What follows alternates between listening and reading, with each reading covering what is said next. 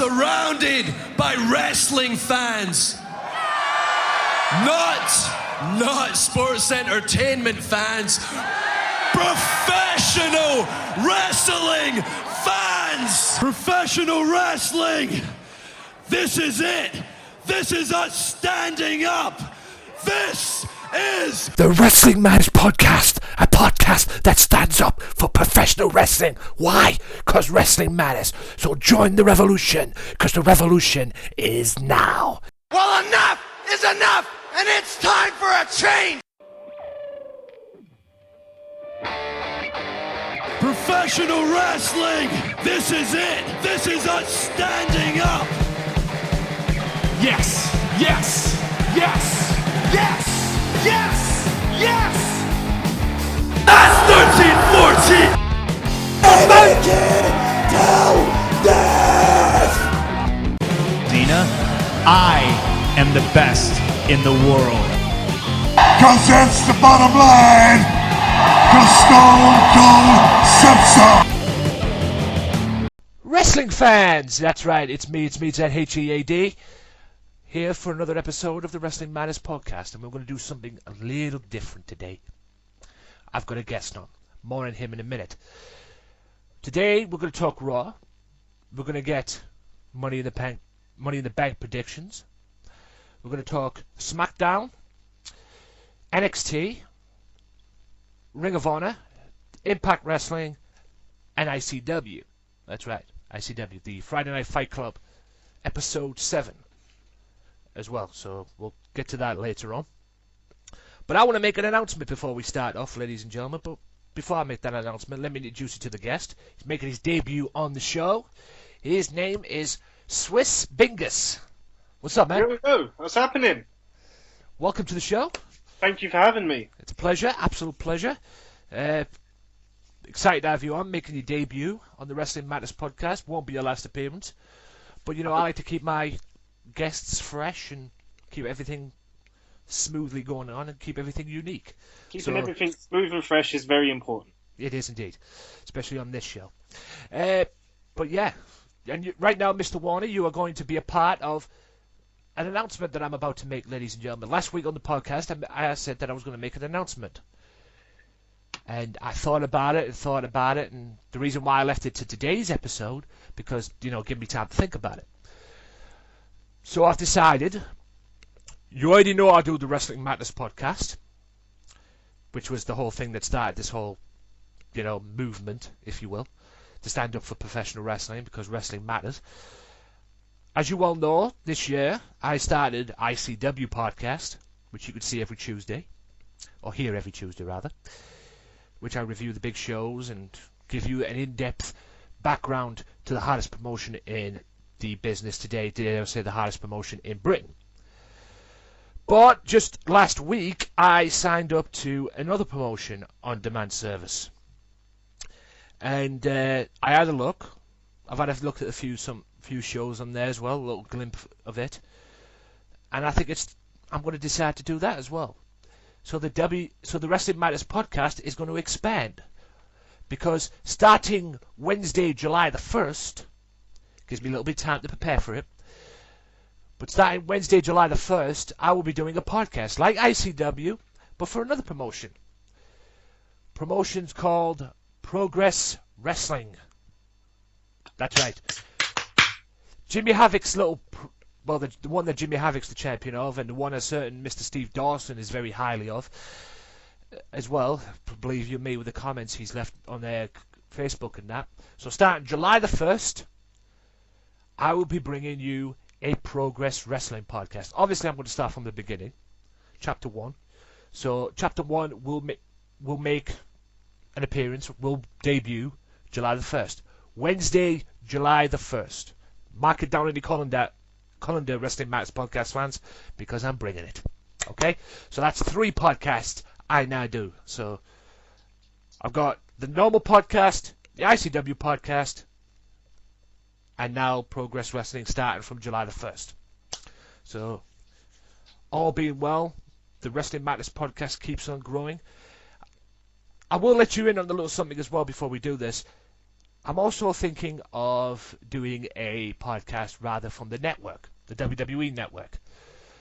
The only problem is I don't want to make it like the Retro Roundtable. You know, it's obviously it's going to be commencing with old school wrestling from back in the day, WWE, WWF days and that. But the only thing is, I want to come up with, obviously it's going to be Wrestling Matters Podcast Extra, blah, blah, blah, blah, blah. But I want to make it a name that doesn't feel like it's, like a Retro Roundtable kind of name. Obviously I want to have guests on. And obviously the Retro Roundtable is like a month. It's a month show, brought to you by Sunday Segway. But I don't want to make it, relevant or anything like what Kitty and them are trying to do. So I'll let you know in future podcasts how that turns out. But other than that, I am thinking of doing that.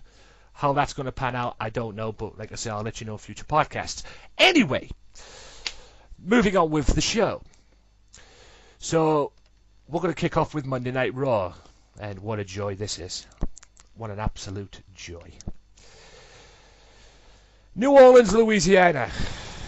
Probably an average Raw. 2 weeks in a row they've had an average Raw. John Cena kicks off with his US title and comes down and cuts a promo, and everybody was talking about his match with Kevin Owens at the Elimination Chamber and all that yada yada. Kevin Owens' music hits and he comes down to interrupt John Cena and says he's going to beat him again and all that. But then John Cena issues his United States Open Challenge. But then Kevin Owens says, why don't we do this?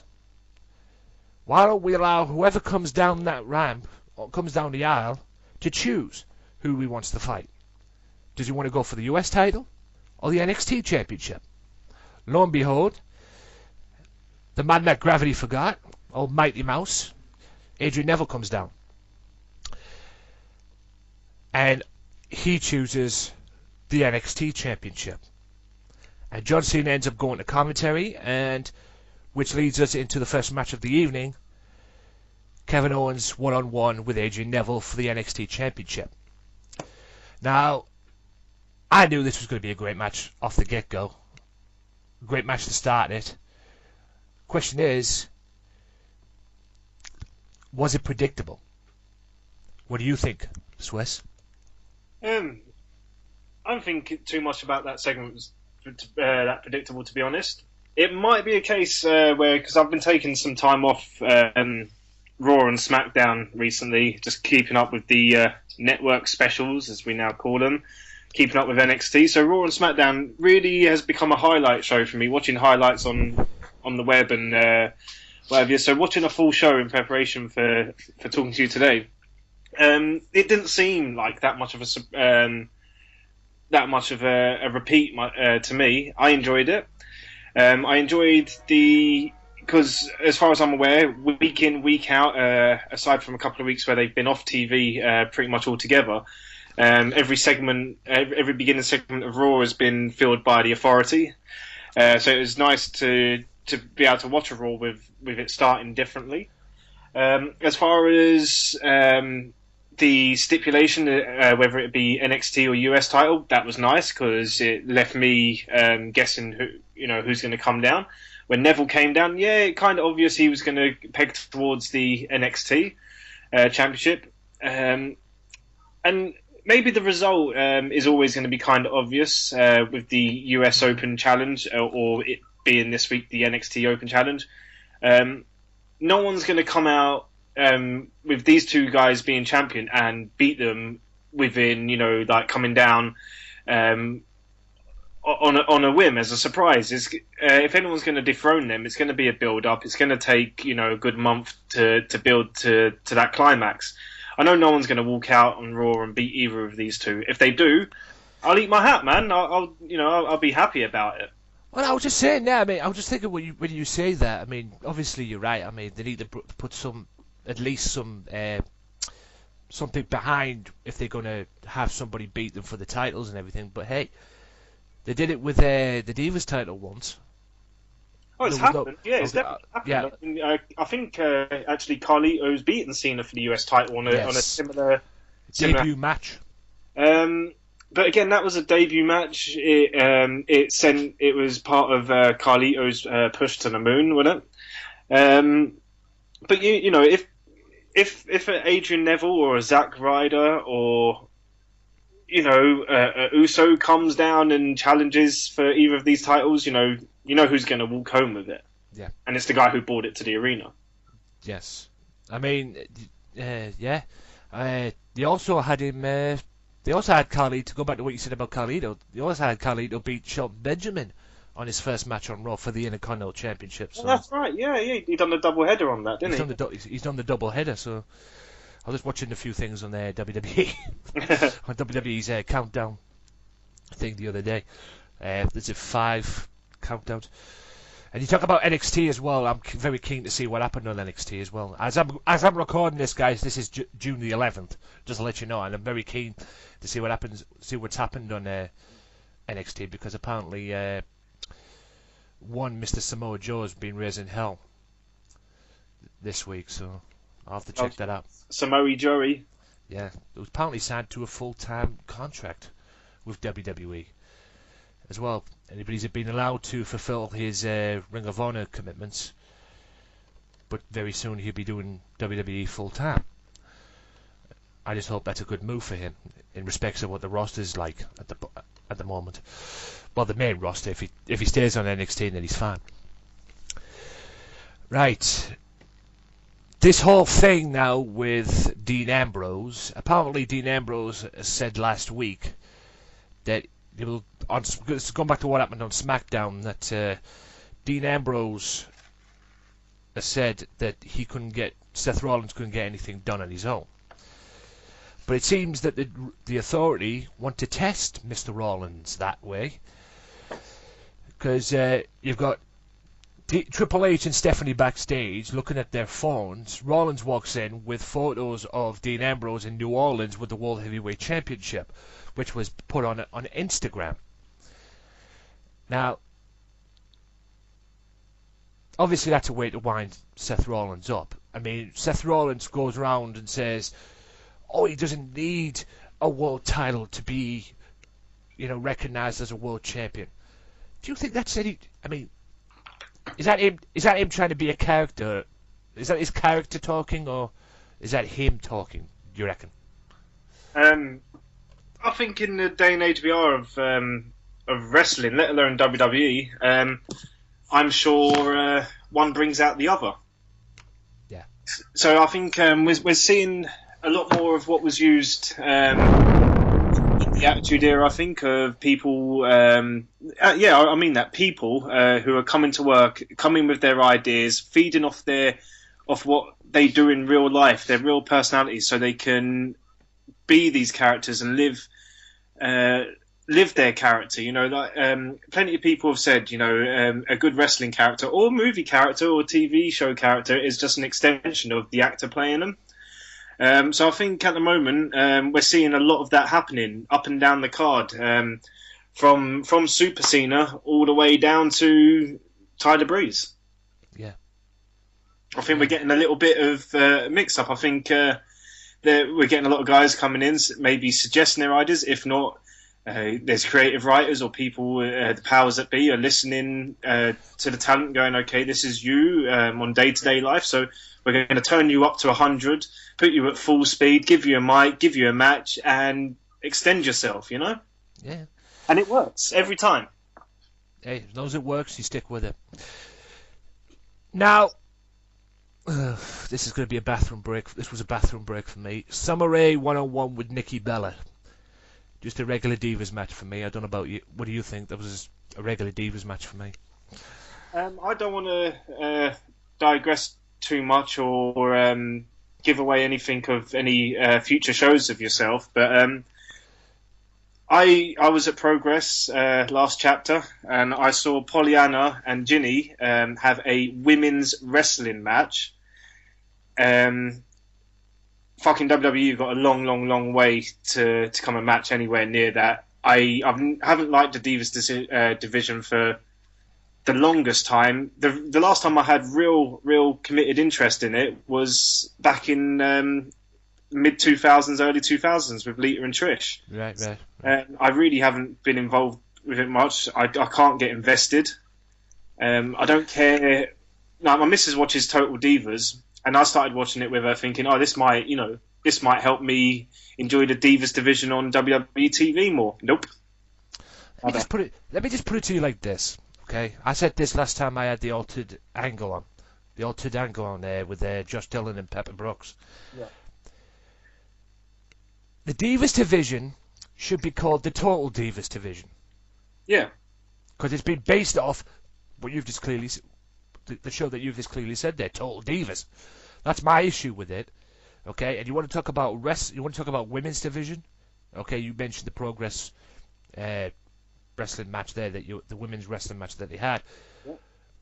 You should go to NXT if you want women's division. Oh in yeah. WWE. I saw the I forget who the other girl's name is now. The Becky Lynch and from I forget who. Sasha Banks. Sasha Banks. That's it. Tip of my tongue. It can be done. Yeah, from Takeover. Was that from Takeover? That's right. Yeah. When they nearly ripped each other's arms off. There's definitely got to be some long-term damage. Yeah, just ripped all the ones that they do just rip each other's arm. It was like, oh yeah, who could take which one's arm home for a souvenir? Just prove that they're not Barbie dolls, because you can rip a Barbie arm's doll off, a Barbie doll's arm off as well. Yeah, Yeah, they've got a lot of people on there as well, not just there. I mean, despite the fact Bailey reminds me of Grado, a little bit. Grado. Yeah, the little Grado, when she comes out with a song and everything, that's so Grado. Like, I mean, can you imagine if Grado was in WWE? They would probably be together, Grado and Bailey, man. I've thought about it like that, and I think now that's all I'm going to see. Well done. Yeah, it's no, I'm not knocking it. It's a very Grado-ish like, for a her stature anyway, especially the theme song. Jesus Christ. But hey, above all that, she can go. Hell, there's Charlotte Flair as well, who in my opinion is the future of the Divas division. Mm-hmm. It really worries me when she eventually gets called up to the main roster. I think that goes with a lot of NXT guys and girls. Yeah, I mean, Emma went up to the main roster, and then she's right back where she belongs, right back where she is again in NXT. And I think it'd be best if everybody else did that, just stayed there. To be fair, but if you want women's wrestling lives in WWE, except it's on the Divas on NXT. So that's where you go. That's where you have to go. Another photo was shown by one Mr. Ambrose from his Instagram laugh. Yeah. This is what pisses me off, right? It showed replays of what happened last week with Roman Reigns and what happened with the three matches that he had last week on Raw. Yeah. With Bray Wyatt, and Mark Henry, and King Barrett. More on King Barrett later, and more on that situation later as well during the Money in the Bank predictions. Right, speaking of Money in the Bank, Roman Reigns comes out and talks about his ladder match. He gets interrupted by the Director of Operations. And one thing leads to another. Just a build-up, and then Ziggler walks out. Who else? What happens there? R-Truth walks out. And Oh, no, the R-Truth thing was genius. yeah, the R-Truth, I mean... Did he think he was going to be in the ladder match, like?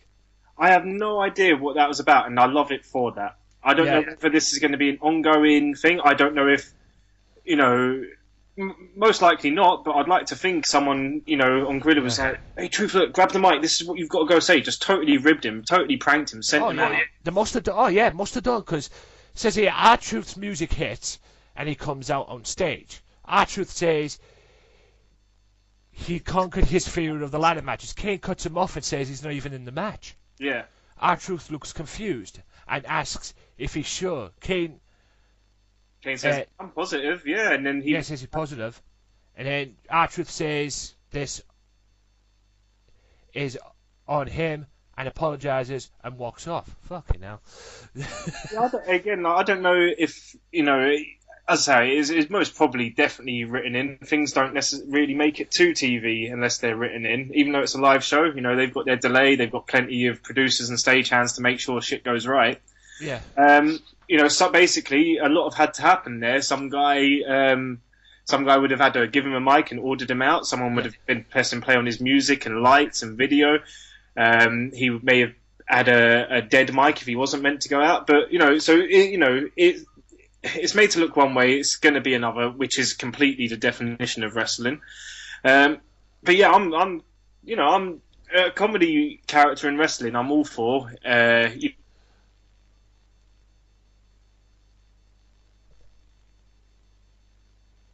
You got to stick him in a comedy stick, and you know, Truth's a funny guy. He's done it before. It's worked. Give him something funny to say, man, and it worked well. It was clever, and the way it was cut off as well. You know, when something's not meant to happen on TV, you don't get any mention of it again throughout the night. No replays, no commentary talk about it, and that's what happened there. I'm interested to see where this potential comedy character could go. Obviously, it's not going to go to a main event at WrestleMania, but that's, you know, I'm down. One thing's defo, somebody backstage stitched him up. I really hope so. Yeah, somebody had to have stitched him up. Somebody had to. The booker, whoever was booking Raw, had to have stitched him up a little bit. We'll just add the entertainment. We'll go out and we'll have our truth go out and make him look like a complete idiot. So somebody had to have stitched him up right there. And, you know... Going on as well. This you could have doing mess ups all every week. They've had many bloopers on Raw, believe you me, from watching it back there. But all of that led to Sheamus coming out and Kane announcing that he was going to have a match. Out comes Randy Orton. Now, which leads to the next match, Randy Orton versus Sheamus. I don't know about this. See, it says Charles Robinson, the greatest referee ever. I beg to differ on that one, but hey, he's a good ref, not the greatest referee ever. But anyway, but one, what did you think of this match between Orton and Sheamus? And two, is it me, or am I the only one who's sick of seeing these two fight? Yeah, man. You know, you've got 6 guys that are I'm guessing, going to put in various different combinations between now and Money in the Bank through SmackDown and Raw, various different matches and stuff. I guess if they're going to go through every permutation they can until then, maybe starting off with the weakest on week 1 is the way to go, so it can only climax. But yeah, anytime... we've had it a lot over the last couple of years of Sheamus and Orton. And we've done a lot of Sheamus versus Orton for no reason a lot of the time as well. There's been no real build, there's been no real story arcs, and there's been no real payoff between the two anytime they've had these mini feuds or week in, week out fights. And anytime Sheamus and Randy Orton step in a ring together, I do kind of want to put my head in between my legs and scream at my own arsehole until it's over. It just, you know, I'm sick of seeing it. I mean, don't get me wrong, back in the day when they had their title matches and that was fine. But now it's just like it's been played out, man. I mean, come up with something new, something interesting to make it, you know, worth watching. And the fact that Sheamus won by disqualification says a lot, doesn't it? So, I'm just sick of seeing that. I mean, after that, they show another Instagram photo of Dean Ambrose with a world title. Seth Rollins is looking at his cell phone backstage when J&J Security walk in. Jamie says he knows it's been a rough week. When people are angry, they say a lot of things they don't mean. Noble says Rollins knows that Joey Mercury is sensitive. And they have... sensitive? What is he, a freaking woman? Hey. We can have feelings too. Yeah. That just makes no sense. That just makes no sense to me. Anyway, they have nothing but confidence in Rollins. This is leading into the Money in the Bank ladder match that he's got with Mr. Ambrose. Now, all of that leads to an argument between the two, and it seemed during that J&J Security grew some balls. because Mercury walked away saying that it was going to be us that's going to be kicking your ass later on, because later on in the main event, it's going to be a 2-on-1 handicap match between J&J Security versus Seth Rollins. What was your take on that when you found out that was going to be announced? I know I didn't really. There's no. Again, no. There's been a little bit of eruption between them, but nothing too much. We've seen it before where Nasty Hill takes out his anger on the people around him, the smaller, weaker, older people. It's happened. It's a part of wrestling heel tactics. But yeah, the match itself, I knew I wasn't going to be disappointed by too much. All three of the guys are good wrestlers. They're good performers, and it was going to be. You knew something entertainment was going to come out. I never believed that they were going to walk down, the three of them, and Rollins actually just tear them apart completely. Yeah. I didn't think necessarily they would win, but I knew it wasn't going to be a total squash match. This is not what these things are set up or angled for. This is true. And you've got to think as well, I mean, this is what people don't understand. Yes, J&J Security, maybe remnants of the Cruiserweight division, as Dean Ambrose calls them, or whatever, but they are two very accomplished wrestlers. Exactly. One of them used to be a former tag team champion in Joey Mercury, and a former member of the Straight Edge Society too. Any CM Punk Straight Edge fans out there. And the other one used to be a Ring of Honor World Champion, and a WWE Cruiserweight Champion, in fact, in Jamie Noble. So you knew you were going to get something out of it, and I was just hoping that these two were going to rip his ass. I mean, alright, it was a main event, and you never know what happens in WWE, especially with the booking wise. And I was hoping that these two were going to really take it to him and not like lay down for him and let Rollins get the win, but they didn't. And like I said, more on that later. Up next though was Kane, another Money in the Bank preview match, versus Dolph Ziggler. Now, this was a pretty good match. Not that good, but pretty good nonetheless, which ended with Rusev coming down and costing Ziggler the match. With the whole Lana bullshit thing and all that, the Lana angle. What was your take on the match, first of all? Then, what's your take on this little angle that seems to be drawing up with Dolph Ziggler and Rusev regarding Lana going with Ziggler? Okay, I don't like to be one of the guys who bashes everything they see on WWE. I don't like everything they do. That's why I am now more of a casual viewer to Raw and SmackDown, because it has bored me and it has done my nutting from time to time. Again, watching it in its entirety, again, just for you, Anthony, I had to sit through this match, and one of the things I was thinking of throughout the match, and I think I got distracted by it, was how many times have I seen these two go at it, and I wasn't sure if I had it all, but it just seemed like a really samey match. I can't tell you now even if they have had a match, or if they did, what it was for, or when it was, but I just felt like it was samey. The Lana angle, the Rusev little bump that she took off the ramp. Again, I know what we're watching. You're watching wrestling, but that was ridiculous. You don't fall off something that's 6 inches high and you're down for 10 minutes, and you have staff, medical staff around you going, "Are you okay? Are you okay?" It was really badly done for me. That the angle itself between Rusev, Lana, and Ziggler, I'm down. It's something new for Rusev. He's getting mic time. He's getting a bit of character depth, which is nice. We're seeing a friendlier Lana, which again is cool, adding depth. Ziggler's getting a hot chick. Down, that's believable. But yeah, man, the whole package, fine. I'm absolutely cool with. Just, don't try...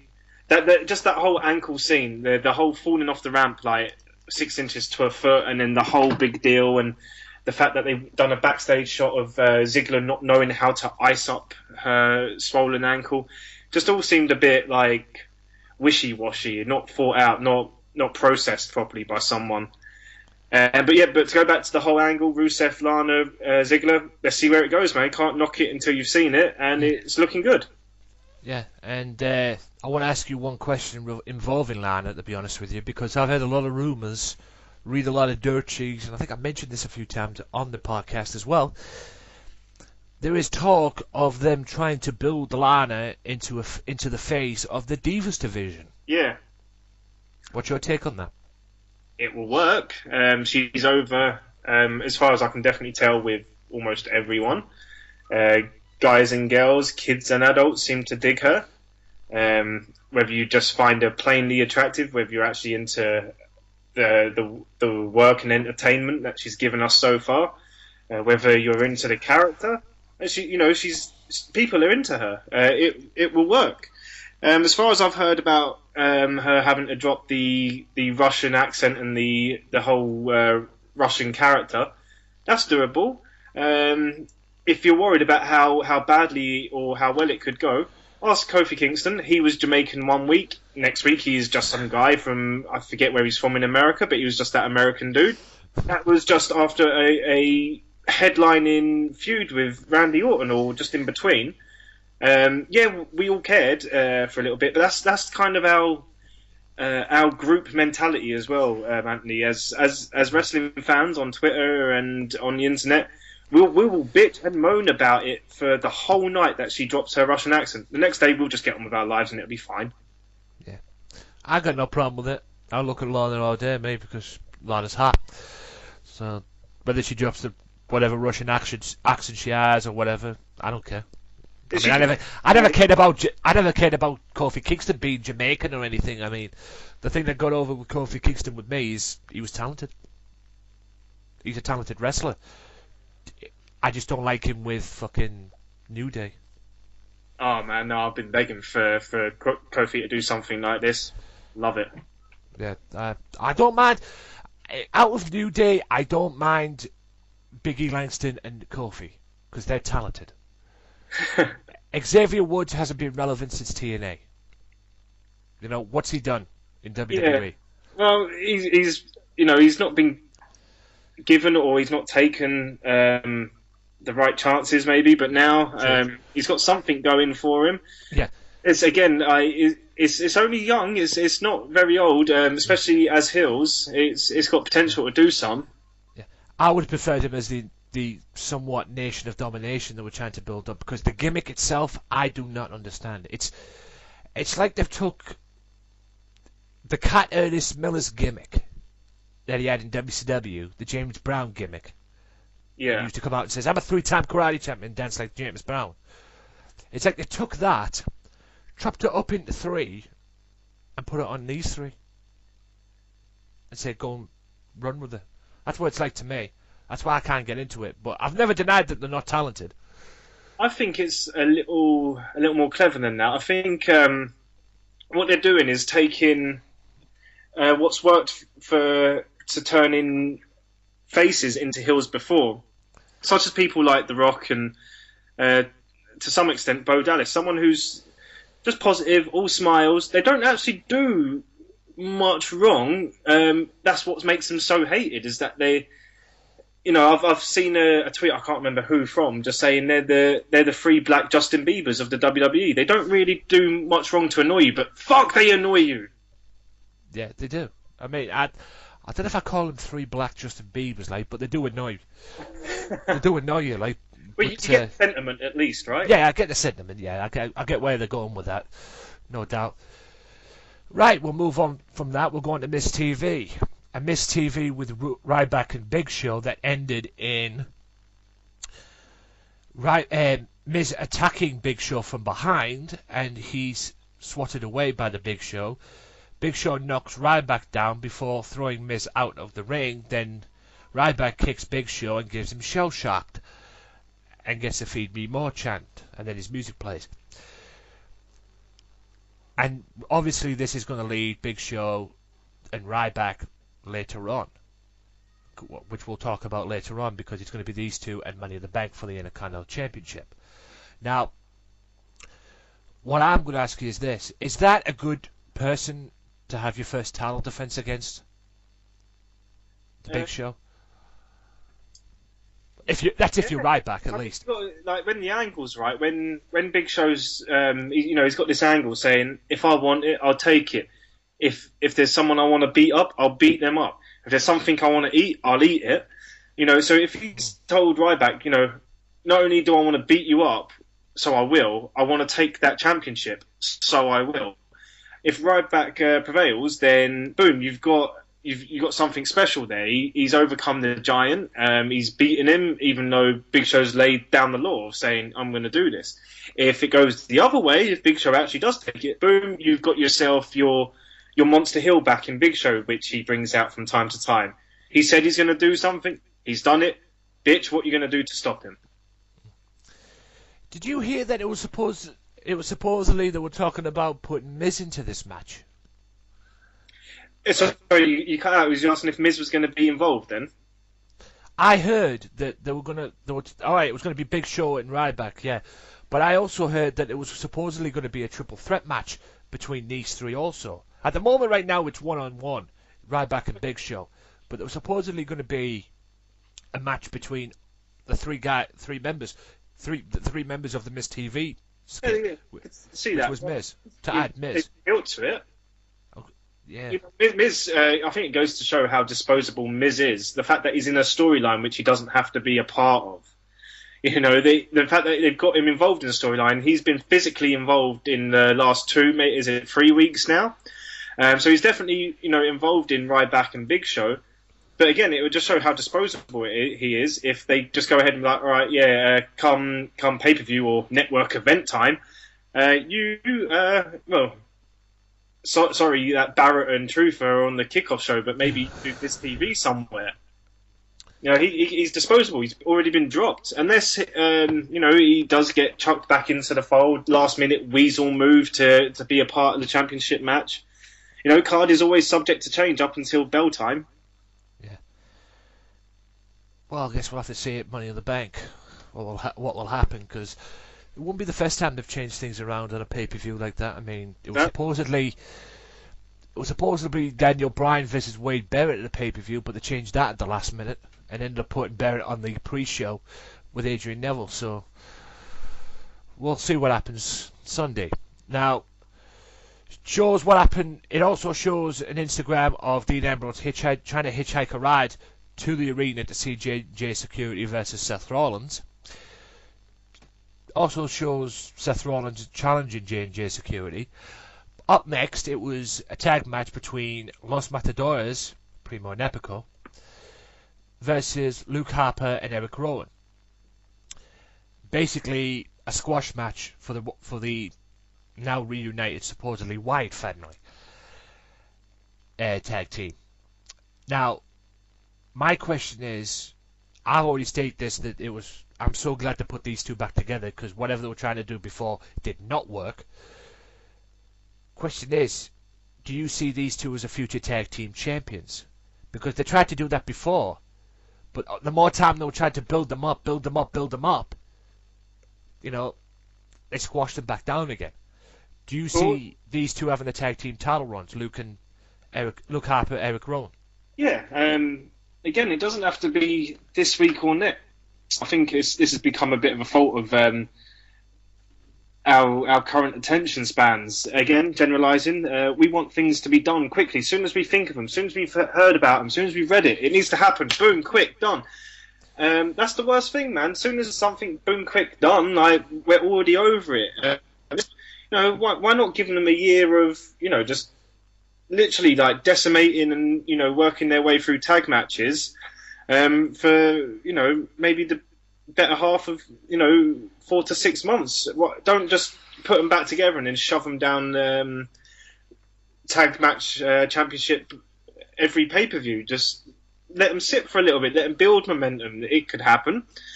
And again, they came in together. I don't understand where the split come from. I don't understand where they come back together comes from either.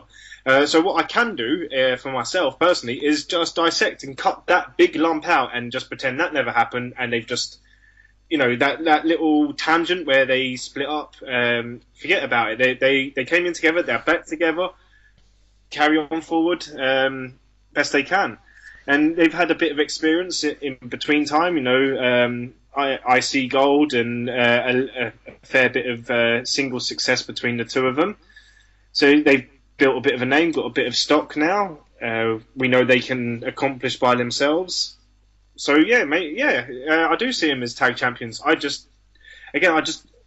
not in the mood for it to happen this week.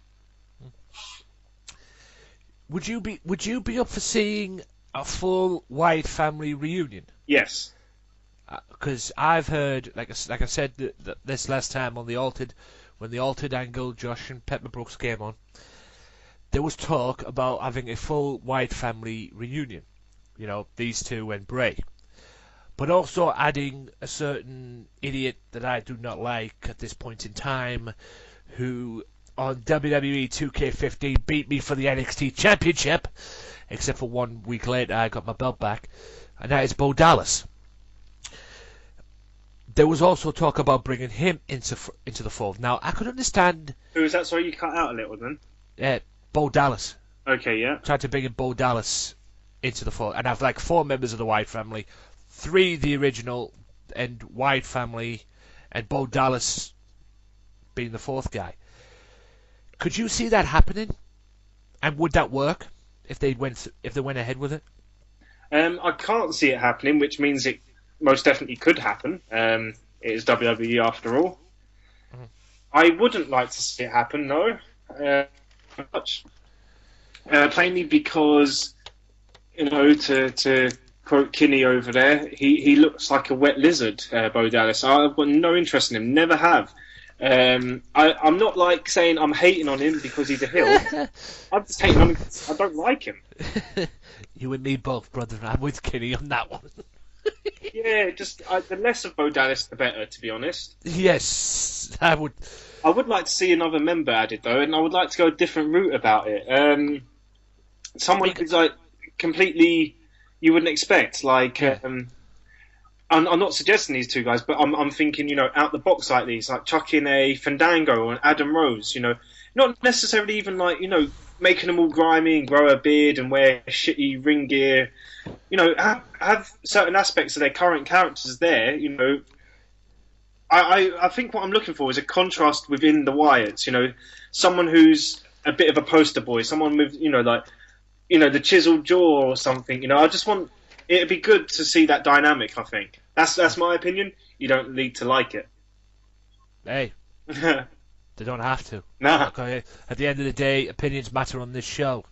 That's why we shoot the breeze on this show. But going back to what we say, going back to that, I mean, you could understand why the thinking with Bo Dallas, because, well, let's just face it, we all know Bo Dallas is the brother of Bray Wyatt, and we all know who the talented one is in that.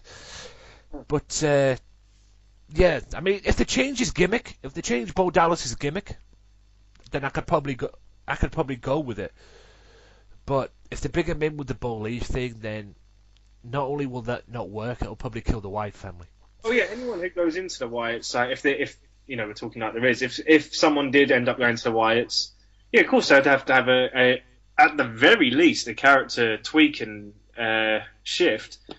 I can't see anyone on the roster who in their current state can be put into the Wyatts and it would work just with no work to it. Everyone needs a bit of a tweak.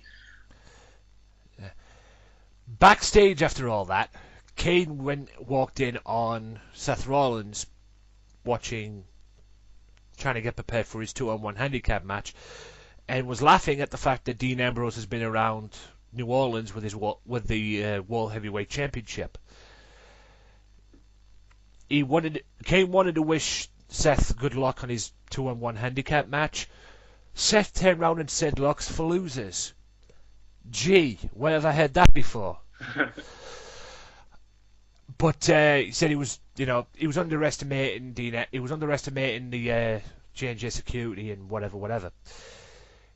Can you see a match at some point or an implosion with Kane during all of this? I mean, we're obviously going to talk about this in detail later on during the Money in the Bank predictions. But can you see an implosion some point between Kane as far as him Yeah. him leaving the Authority? Because the seeds are there, aren't they? Well, it's again, it's wrestling. It's WWE. Yeah. For me, I can see this going only one of two ways. It's a forked road, and there's only two options in my mind. One is you're going to have the implosion, which could be, the end of the big group known as the Authority. Sure, you'll have Steph and Trippers and Seth or whoever they want to show as the face of the company. But it's like J&J Security. If Seth's still involved, it looks like they're gone from the Authority. If it looks like it goes much further in one direction, Kane will be gone from the Authority if Seth sticks around. Or it could be a matter that Seth gets chucked out of the Authority, they replace the face, and you've got all the suits that stay there. The other route is it's all a little play just to screw over Ambrose some more. It doesn't necessarily have to make too much sense. Again, it's wrestling, but the fact that Kane and Rollins they've gone through these troubles, they've had words, they've had a bit of a argy-bargy now and again. What's to say that Ambrose gets comfortable and he's like finally trusting in Kane that he's going to get the championship? Well, actually, no. Kane is of course Seth's friend. He's part of the Authority, and the Authority's number one priority is to keep the championship. Screw over Ambrose, screw over whoever else is trying to get on Rollins' case. Boom, they were friends all along. Yeah. One of two ways. Yeah, it's either going to be implosion and change up in the Authority, or it was all set out from day one. Yep. I mean, in my opinion, the Authority should have left when Sting screwed them over at Survivor Series. That's when they should have ended the Authority then, but hey, I can understand why they brought them back, why they brought the Authority back. Yeah, I kind of see what you're saying there, but are you not happy, like, things that have happened post-Survivor Series since Sting screwed them over? Is there not been a time where you're like, yeah, no, I'm glad that didn't happen? Yeah, to a point. I mean, like I say, I can understand why they brought him back in the first place because, they announced that Triple H was going to fight Sting at WrestleMania, so they had to bring him back in that kind of respect. Yeah. The way they did it was poor, in my view. The way they used Edge and that, and then the Golded Cena and bringing him back and everything, which was kind of ridiculous. That court case is going with Christian and Edge. Court case? Remember, they, totally on screen, Edge and Christian were going to sue... Yeah, I remember, yeah. The courtesy of what happened. Yeah. That's why probably Christian hasn't been on TV for a while. I can't remember the last time Christian was on TV. I believe it was on a pre-show. The last time I saw Christian, but... He's working hard on his legal aid, I guess. Yeah. Anyway, moving on. First match of the New Day team, which saw Titus O'Neil with Darren Young one-on-one with Big E Langston with the New Day, i.e. Kofi Kingston and Xavier Woods. And this match ended with Big E slides out of a power slam before getting driven into the corner. O'Neil shoulder and pushes him before sending him to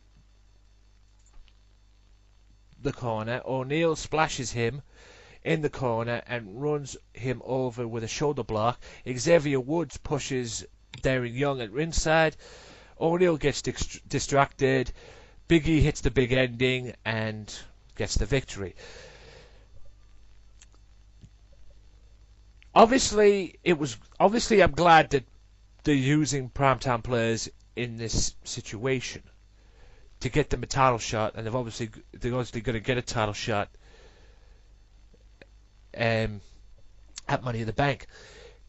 Can you see the primetime players, now that they're back together, to clean slate, can you see the primetime players, like Eric Rowan and Luke Harper, can you see these two getting a tag title shot? Because I believe the first time around, these two were underused. Well, they're getting their title shot. Yeah. But can you see them getting a tag team title run? Not this time around, no. I don't believe in the situation so much. Like, and if they did win, it would be kind of poor. I'd say they're a brilliant tag team. They're charismatic. They got their shit down in the ring. They're not shabby by any stretch, but just to sort of, I know they've earned their spot, and that's a cool way of doing things rather than just saying, "Oh, title match." They've had to earn their spot, which is cool. But I see them as tag champion material. I just don't think right now. That goes with anyone else right now. There's no one who I believe could just within the next couple of weeks be new tag champions. I don't see the need for it. New Day are doing a fine enough job representing the tag division.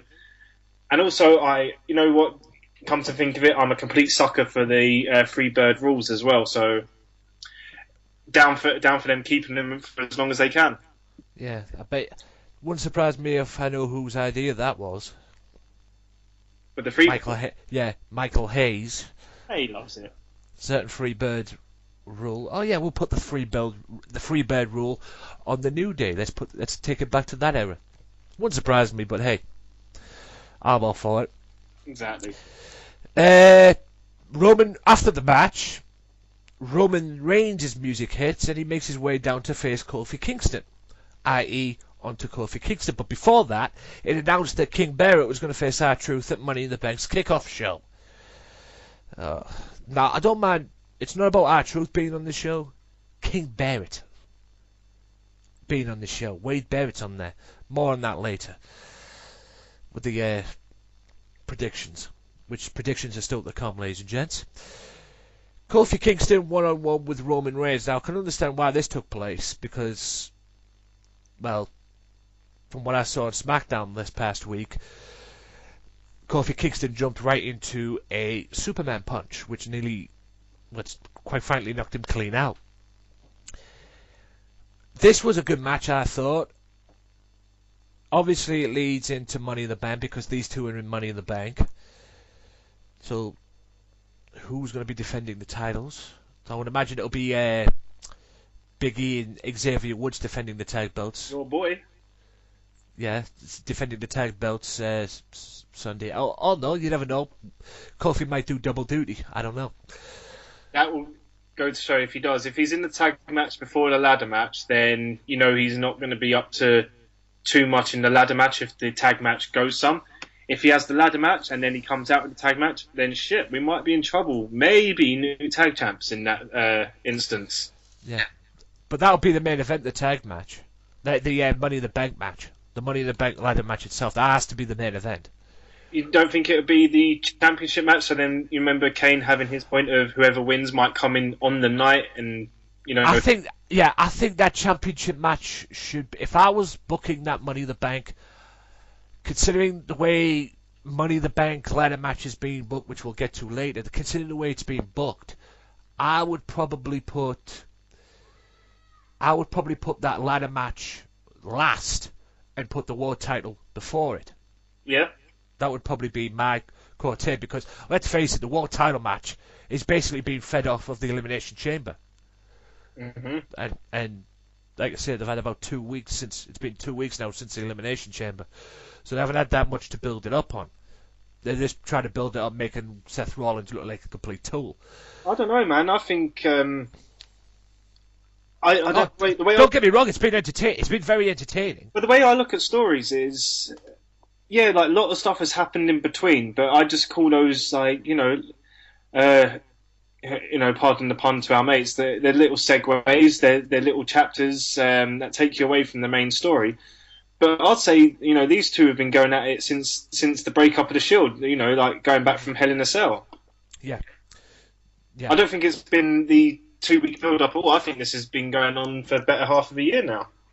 Yeah, maybe this is maybe this was their break from it, and then they decided, we'll give it fresh. Like we had with Brian. We wanted him in the title picture the whole way through that year, but no, we got him in with the Wyatts a little bit.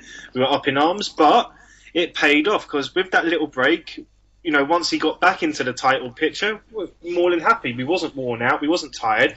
We didn't have the same old voices on Twitter going, "Oh my God, we've had this shit all summer now." It's good. It's mixing it up, giving us a little break where we need it. Yeah, I suppose. I mean, like I said, more on that build up later on. But anyway, what do you think of the match, Kofi Kingston and Roman Reigns? Not nearly the worst match I've ever seen. Nothing really to write home about either, unless I missed something. Which basically ended pretty average on both of them. Yeah, which basically ended in exactly what happened on SmackDown.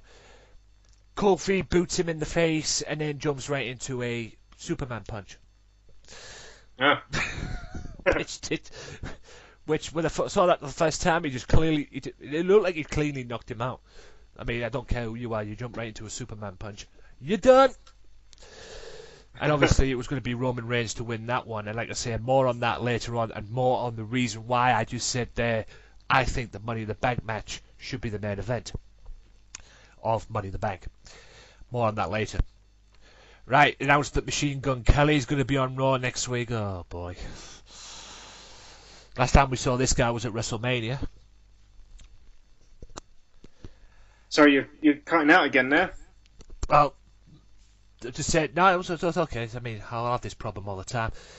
Machine Gun Kelly was going to be on Raw next week. Okay. What a joy. Last time I saw this guy was at WrestleMania. But then we move on to the main event. The 2-on-1 handicap match involving Seth Rollins with J&J Security, and Kane was in J&J's corner. Now, the thing that I liked about this match, I didn't like the fact that the way they were using Rollins and beating Rollins, that didn't sit well with me. Don't get me wrong, the Dean Ambrose stuff was entertaining, winding him up and all that with his belt and everything, and obviously he cares about winning, he cares about that belt more than beating J&J Security. But the fact of light is, I believe, and I said this on Kinney's Sunday Segway post thing that he does on Facebook, I believe it's killing the world champion, having these two beat him.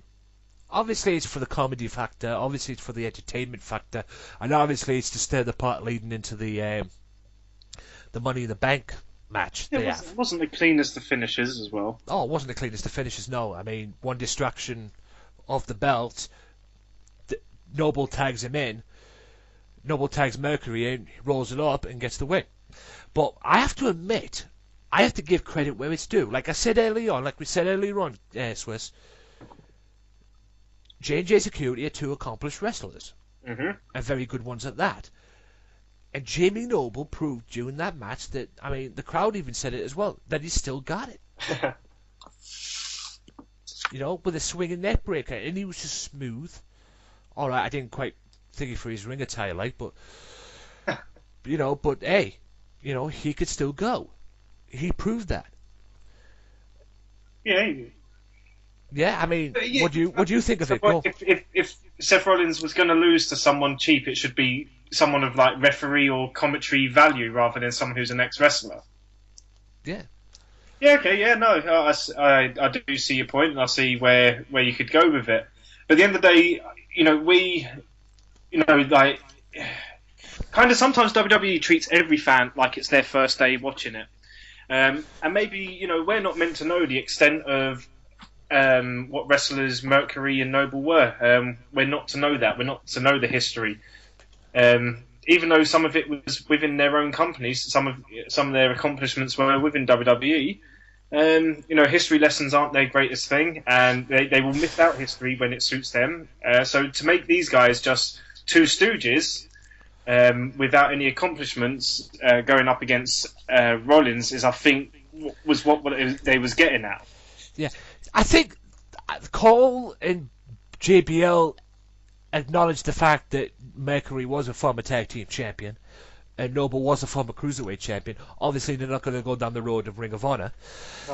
So I think they did that in that respect. But like I say, I mean, going back to what you say, I mean, I agree with you what you just said there. I mean, the WWE sometimes do treat it like if it's the fans' first time in watching it, and that's what really annoys me about it sometimes. But hey, it was what it was.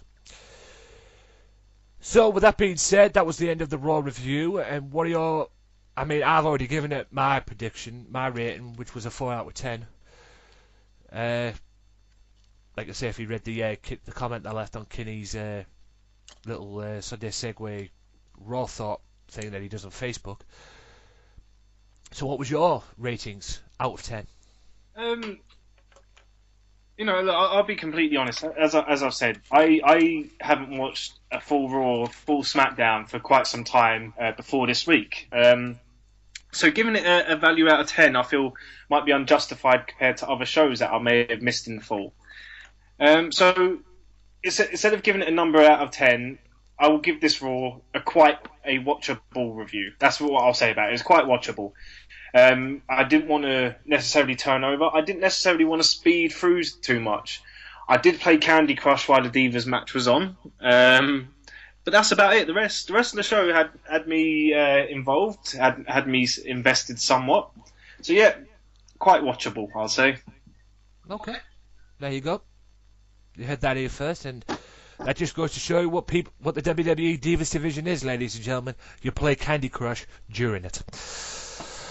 So now we've got onto that. Let's get on to the Money in the Bank predictions. And we might as well kick off. While you're there, I'm going to have to do something stupidly unprofessional. Someone's just knocked at my door. Just give me a second. Okay, no worries. While we'll do that, ladies and gentlemen, we'll get the preparation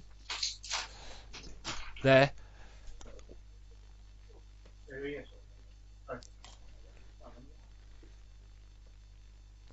Boom, boom, boom, boom.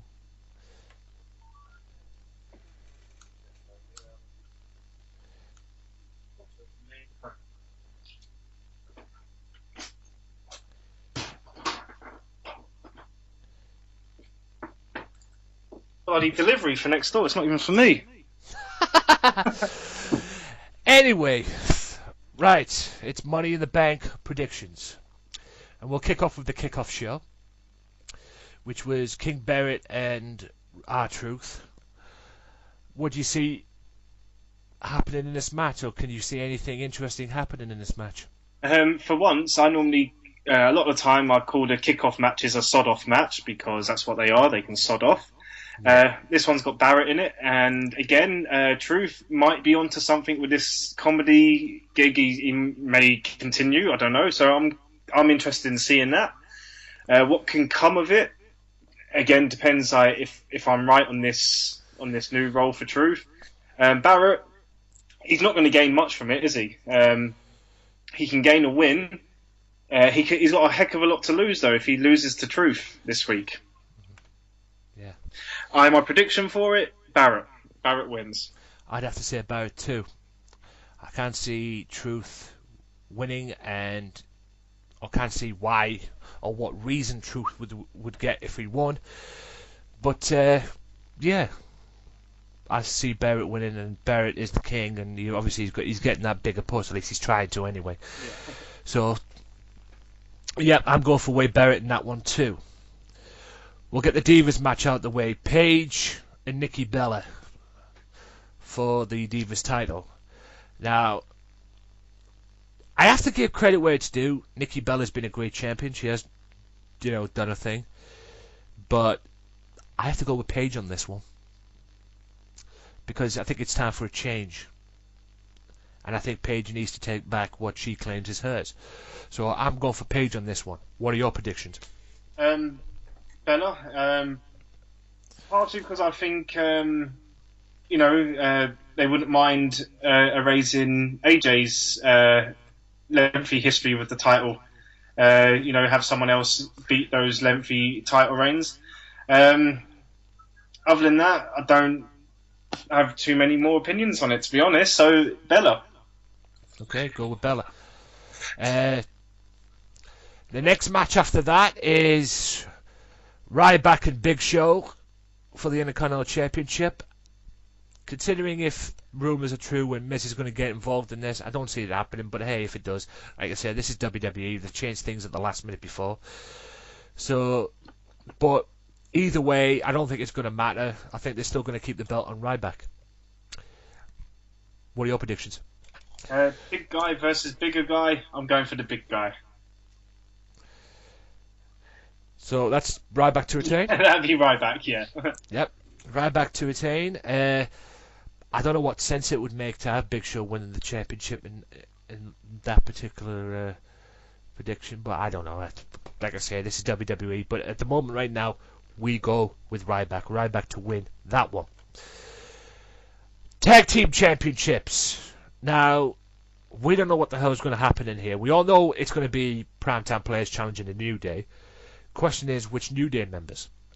I mean, is Kofi going to be doing double duty that night, or is Xavier Woods going to be filling in and doing something for a change? Well, I guess we'll have to wait and see. But as much as I want the Primetime Players to win, and if they do, I will not be upset, because I believe Titus O'Neil is finally getting the push that he deserves. Why they split the Primetime Players up in the first place, I don't know, because they didn't even use Titus O'Neil in the singles run. I think I talked about him on a Sunday Segway podcast. But now that they're back together, I think that they're going to be the tag team champions. I don't think it's going to be at Money in the Bank, though, unfortunately. And I think there's going to be more shenanigans, more robbery, and I think, and I hate to say it, but I think the New Day are going to walk away with the tag belts. What are your predictions? Agreed, and for similar reasons. Like I said earlier, I think Primetime are tag champs in the making, just not yet. I mean, they qualified, they got the credentials. I'd say, but again, just for us, clever old fans, for it to make sense, it wouldn't be now. Yeah, I'd probably see the title change if there was going to be a title change. I'd have to say it might be, I would say SummerSlam. Yeah, I could see that. I could see that happening at SummerSlam if there was going to be a title change. Yeah, but right now, don't see it happening. And if it does, I won't be disappointed. But I can't see it happening. There's going to be more shenanigans, more tomfoolery, and more stuff that's going to go down. And like I say, the New Day are going to run away with the titles. Part 2 of the epic encounter between John Cena and one Kevin Owens is going to take place. Because, in my opinion, this match, can't believe I'm actually saying this, but this match actually stole the show at the Elimination Chamber. Great match for what it was and for what they had. And now they're going to do it again, round 2, at Money in the Bank. And there's also something going down for these two having another match at SummerSlam. I don't know, but we'll get to that another day. I believe Kevin Owens won the match at Elimination Chamber, so I have to say it, John Cena to win. John Cena's revenge. Yeah. He's going to prove that he's going to have it down as a fluke. John Cena's going to get his victory here. But more importantly, I think you're right. I will go with you on a Cena prediction here. But more importantly, what that does is sets up for the long-term rubber match. I'm not saying next pay-per-view or next network event. Yeah. I'm not saying any SummerSlam, post-SummerSlam, maybe going well into Survivor Series, way down the line. Once Owens is, had his business in NXT, he's had his dealings with Joe. Once he's dropped the title, once he's washed his hands of NXT, so to speak, he will come back up for his rubber match with Cena. Who knows what happened then? Let's not go down the road and start fucking calling it now. But yeah, I think Cena will win just to set up that long-term third rubber match that will solidify Owens as a WWE main event player. Yeah, I think he's going to still going to have the rubber match while he's still on NXT, because apparently he's already signed a contract to come up on there while he's still NXT champion in that. He's already signed a deal to come up on the roster, onto the main roster, so whatever happens, but I could probably see the rubber match taking place at SummerSlam. Okay. If it's going to go down that way, but hey, like I said, this is WWE we're talking about.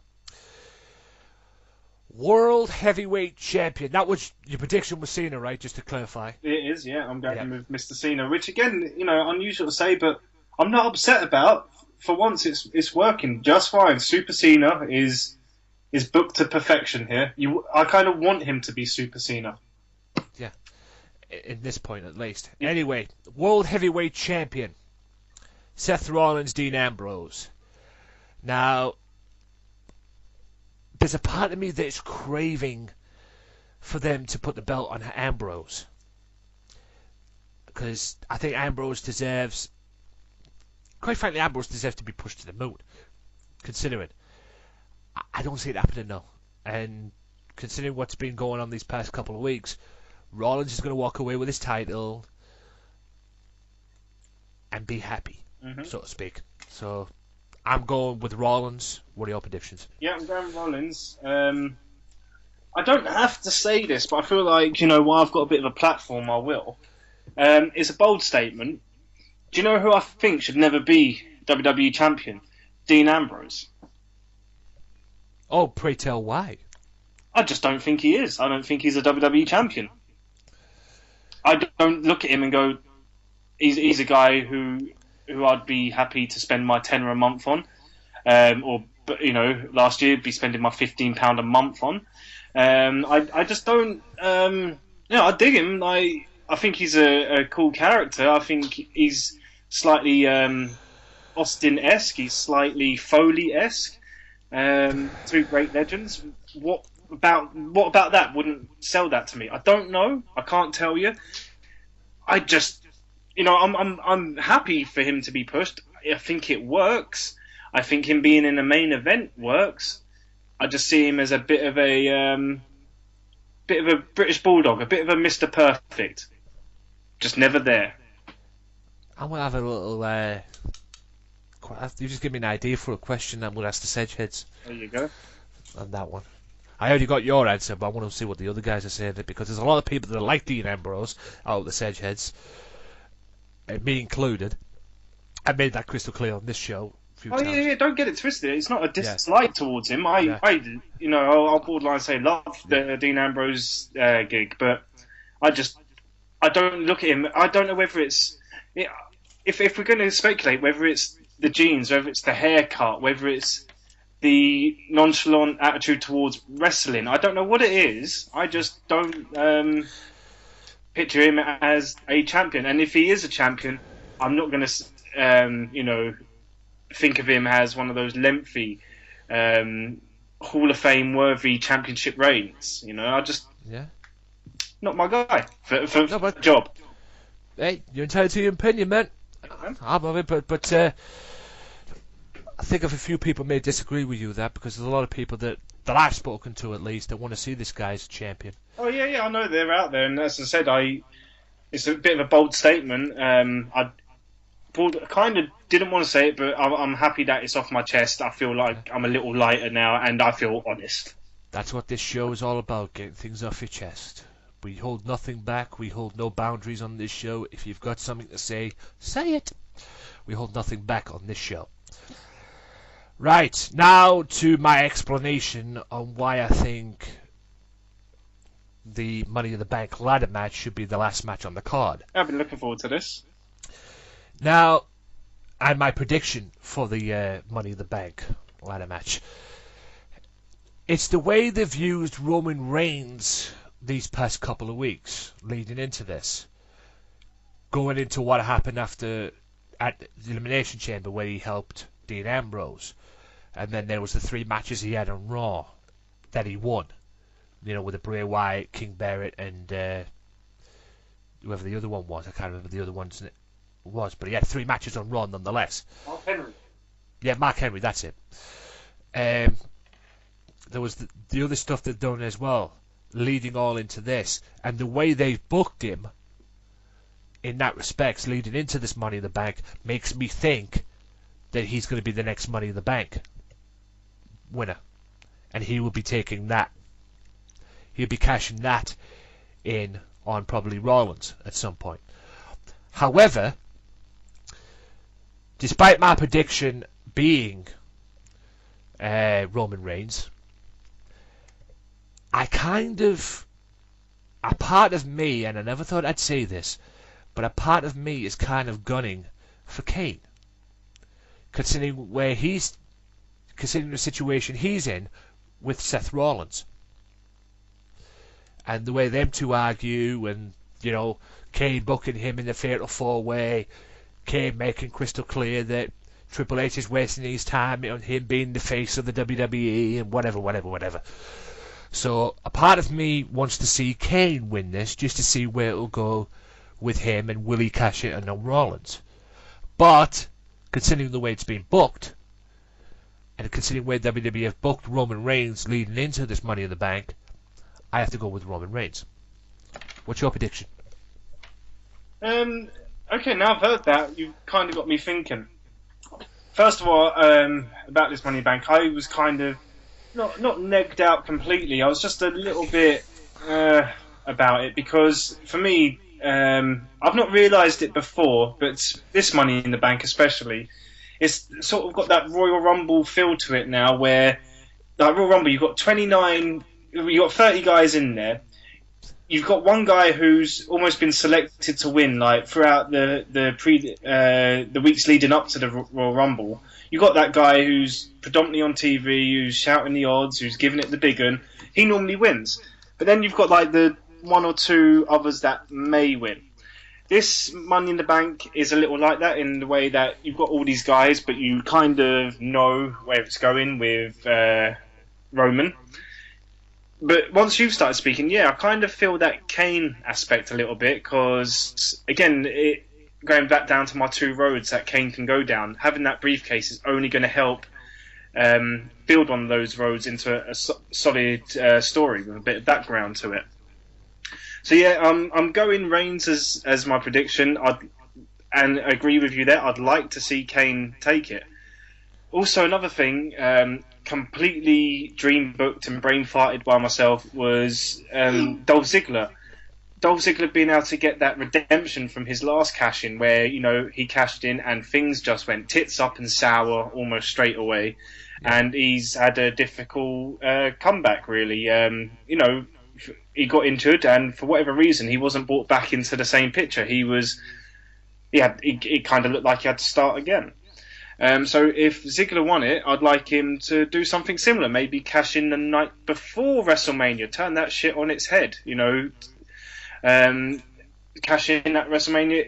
It's been done last year. Or wherever. I'd like to see Dolph Ziggler take it and have his big spot again, and to be able to run with it this time. So if you're not going to let me have three choices, I'm going to have to take the obvious call and say Roman Reigns takes it.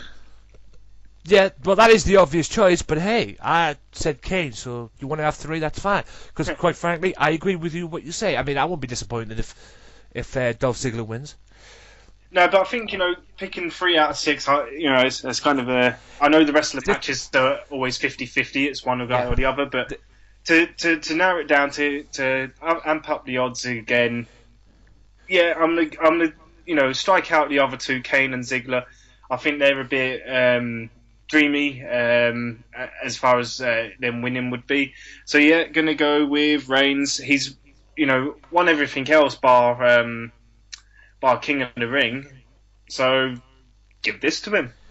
Yeah, and hopefully you never know. You may even surprise everybody and cash it in at SummerSlam as well if he does win it, and cash it in and get a rematch with Lesnar. Should Lesnar beat Rollins at SummerSlam?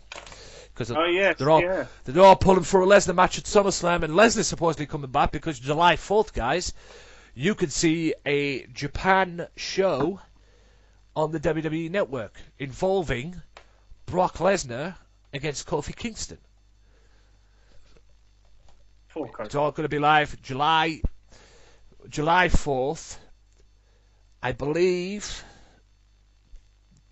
Hang on, let me just check the thing here. July 4th, which is a Saturday, and it's going to be a Saturday morning, live on the WWE Network. So where it airs in Japan, we'll get it here Saturday morning. So Saturday morning, live on the network, about 11:30 time. 11:30 UK time at least. So that should be one to watch.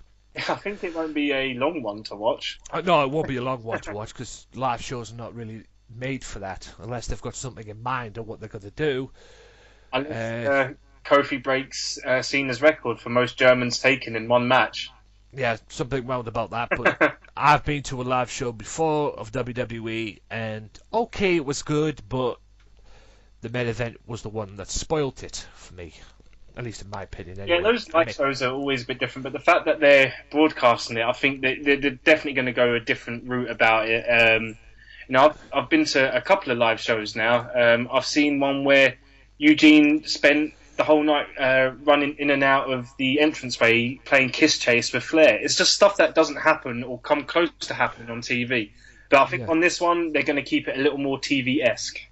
Yeah, they've got to, because it's on the network at the end of the day. Plus, the last time I went to a live show, it had the main event. It was in Newcastle, which was just up the road from me, from where I'm living in Middlesbrough. And it was Batista, Rey Mysterio, Great Khali for the World Championship, the old world title, not the one you're seeing now, the old one, the WCW belt.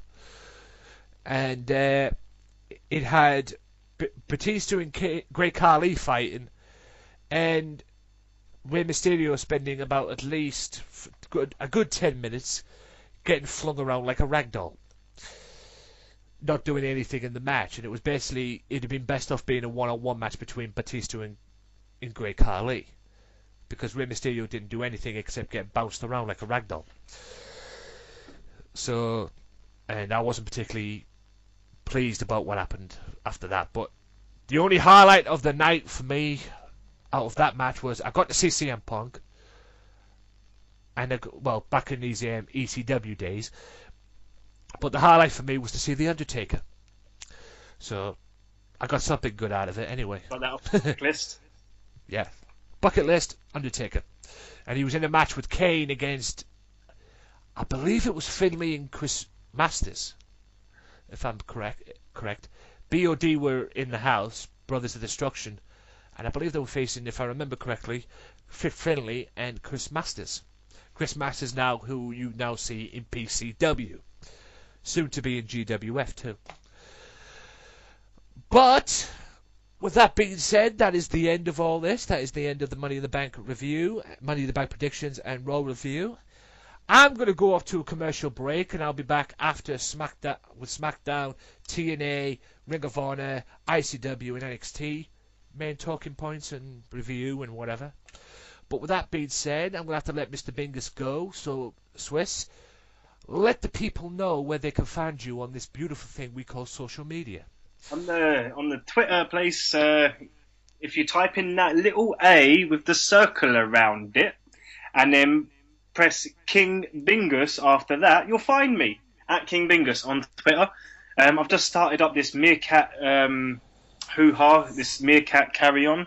It's basically a extension of Twitter where you can kind of much like this. I get to talk bollocks for a fair bit, and for whatever reason you will choose to tune in, then watch or listen to it. Again, that's a Twitter extension, so at King Bingus, Meerkat and Twitter. There you go, ladies and gentlemen, and with that being said, thank you so much, Mr. Bingus, for coming on. Hope you had fun. Dude, thank you. It's been great, man. I always love talking wrestling with anyone I can. It's a decent little drug to have. It is indeed. And you carry on. You have a sip for the working man, and I'll catch you soon. Yep. and until then, ladies and gentlemen, I was drinking for the working man there, as big as Craig Riley pointed out there. And until then, I will be back after this with, SmackDown and NXT main talking points. But SmackDown will be on after this, so see you in a bit.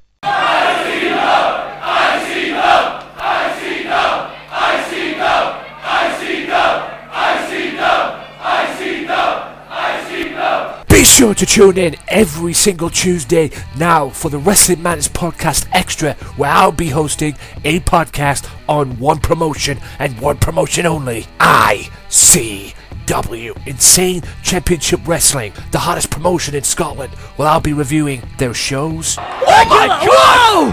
Talking ICW. That's 13-14! And who knows, maybe getting some guests on. So So be sure to tune in to the Wrestling Matters Podcast Extra ICW podcast. Insane Championship Wrestling every Tuesday on YouTube, Podomatic, Stitcher Radio, download it free at iTunes, Mixcloud, and SoundCloud. Wrestling Matters, wrestling fans. World, look into my eyes. When you see me on a show, when you see these fans, you know you've got the best in the damn world.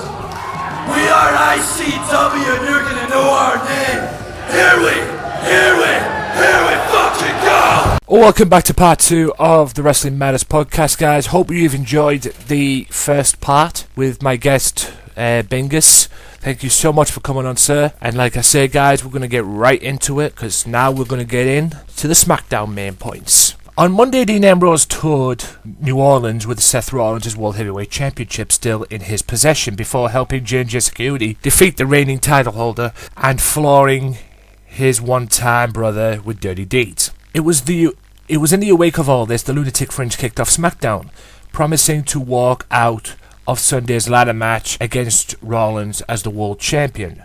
Rollins soon emerged, vowing to overcome Ambrose Sunday and demanding his title back.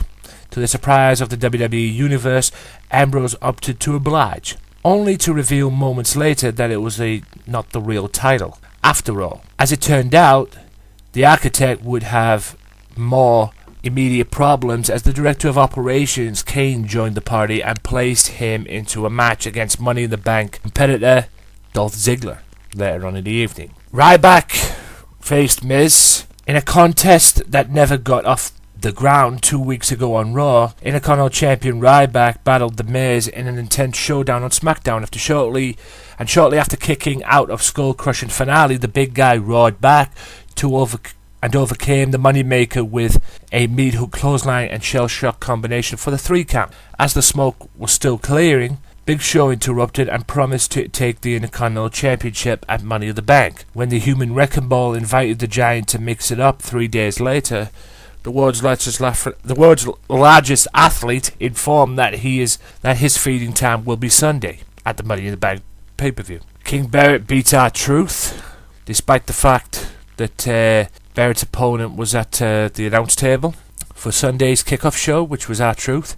At the height of a chaotic contest between Seth Rollins and Dolph Ziggler, the Architect rolled through the Show's crossbody and scored a victory with a handful of tights. Will he have the same luck at the Money in the Bank pay-per-view when he attempts to defend his World Heavyweight Championship? Paige beats Alicia Fox, and the somewhat main event of the evening. In the final moments of a 6-man tag match for the Money in the Bank ladder match, Momentum Roman Reigns' attempt to finish off Kofi Kingston was blocked by Kane's chokeslam. The corporate demon was instantly hit with RKO from Randy Orton, and Orton was in turn leveled with Sheamus' Brogue Kick. Neville planted the Celtic Warrior with an explosive missile dropkick, only to be taken out by Kingston's Trouble in Paradise. But when Kingston leaped at Reigns off the ropes, the big dog hit the Superman punch in midair. Before the black-clad superstar could get the pin, though, the New Day attacked and the referee was forced to call it off. The New Day continued their assault on Reigns, and when they attempted to make a statement, Dolph Ziggler emerged with some rugs of his own to engage in positivity-driven superstars. Then, as all his Money in the Bank ladder match opponents battled outside the ring, Neville rained down on them with a jaw-dropping leap off the top of the ladder. What's going to happen at the pay-per-view? I guess we'll find out. I guess you already know since this has gone out Monday. Right, ladies and gentlemen, that is the end of the SmackDown main points. And without further ado, we'll get right into it. Let's get to the NXT main points as well. Nothing much happened this week on NXT, but we'll get to it nonetheless. Now, NXT kicked off this week with something very interesting. After being sidelined several months with injury, Mojo Rawley returned to action, more hyped than ever. And he wasn't alone. Having made a bond over social media, Zack Ryder arrived at Full Sail University to team up with the NXT hype man. With Mojo's buddy, the New England Patriots tight end at ringside, watching on, there was no stopping the amped duo, Rawley and Ryder, picking up the victory over after hitting Samson with a spinebuster Rough Rider combination, then celebrated in the ring with Gronk among the NXT universe. Big win for the tag team. I could see them two being the tag team champions of NXT. It was, really, really interesting. I like it. I like it a lot. Now, Emma beats Blue Pants. While the NXT universe took time in wishing unlikely fan favourite Blue Pants a happy birthday, Emma was only concerned with destroying her rival. Emma wasted no time and pummeled Blue Pants into the canvas, from opening bell. Through Blue Pants' surprise, with a couple of quick roll-ups, she could not put away the diva. Emma wrapped up a dominating victory and forced Blue Pants to tap in the Emma lock. Tyler Breeze went one-on-one with Bull Dempsey. Through Tyler Breeze was at a disadvantage in terms of size against Bull Dempsey, Prince Pretty still found a way to come out on top. Upon escaping Bull Dempsey's clutches, Breeze tricked the New York Nightmare into chasing him around the arena. After a few laps around the ring, Dempsey was gasping for air. Prince Pretty tossed his winded rival back in the ring and immediately connected with the beauty shot for the win. Dempsey was later summoned to the office of NXT General Manager William Regal, who pointed out the New York Nightmare's the lack of fitness. Even as Dempsey snacked away on nacho chips and chocolate bars, Regal warned him that he needs to shape up. Becky Lynch goes one-on-one with Jessie McKay. Looking to bounce back after her defeat at TakeOver, unstoppable, Becky Lynch took on newcomer Jessie McKay. The Australian rookie gave Lynch a run for her money, even stunning Becky with a big boot. With the NXT universe behind her, Becky rallied and slammed McKay to the mat before locking on a disgusting armbar to win the match. What's next for Becky?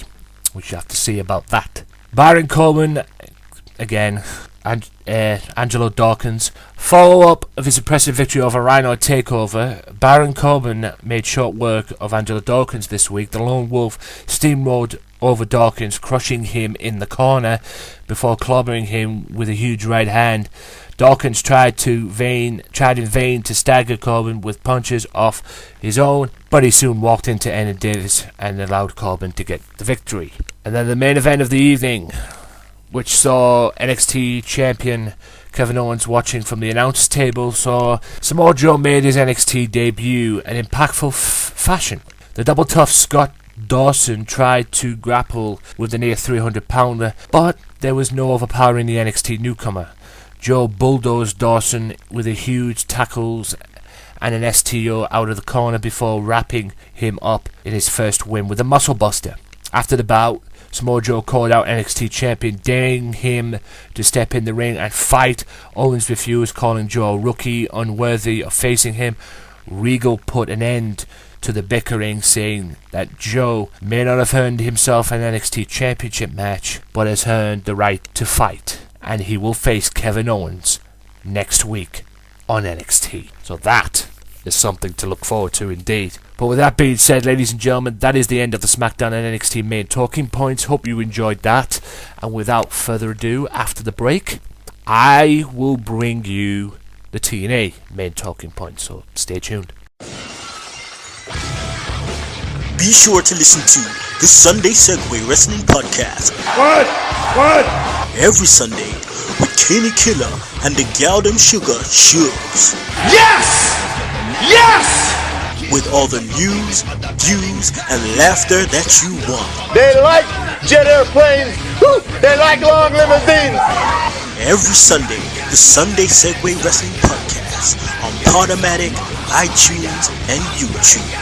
So why don't you choke on that, slap nut?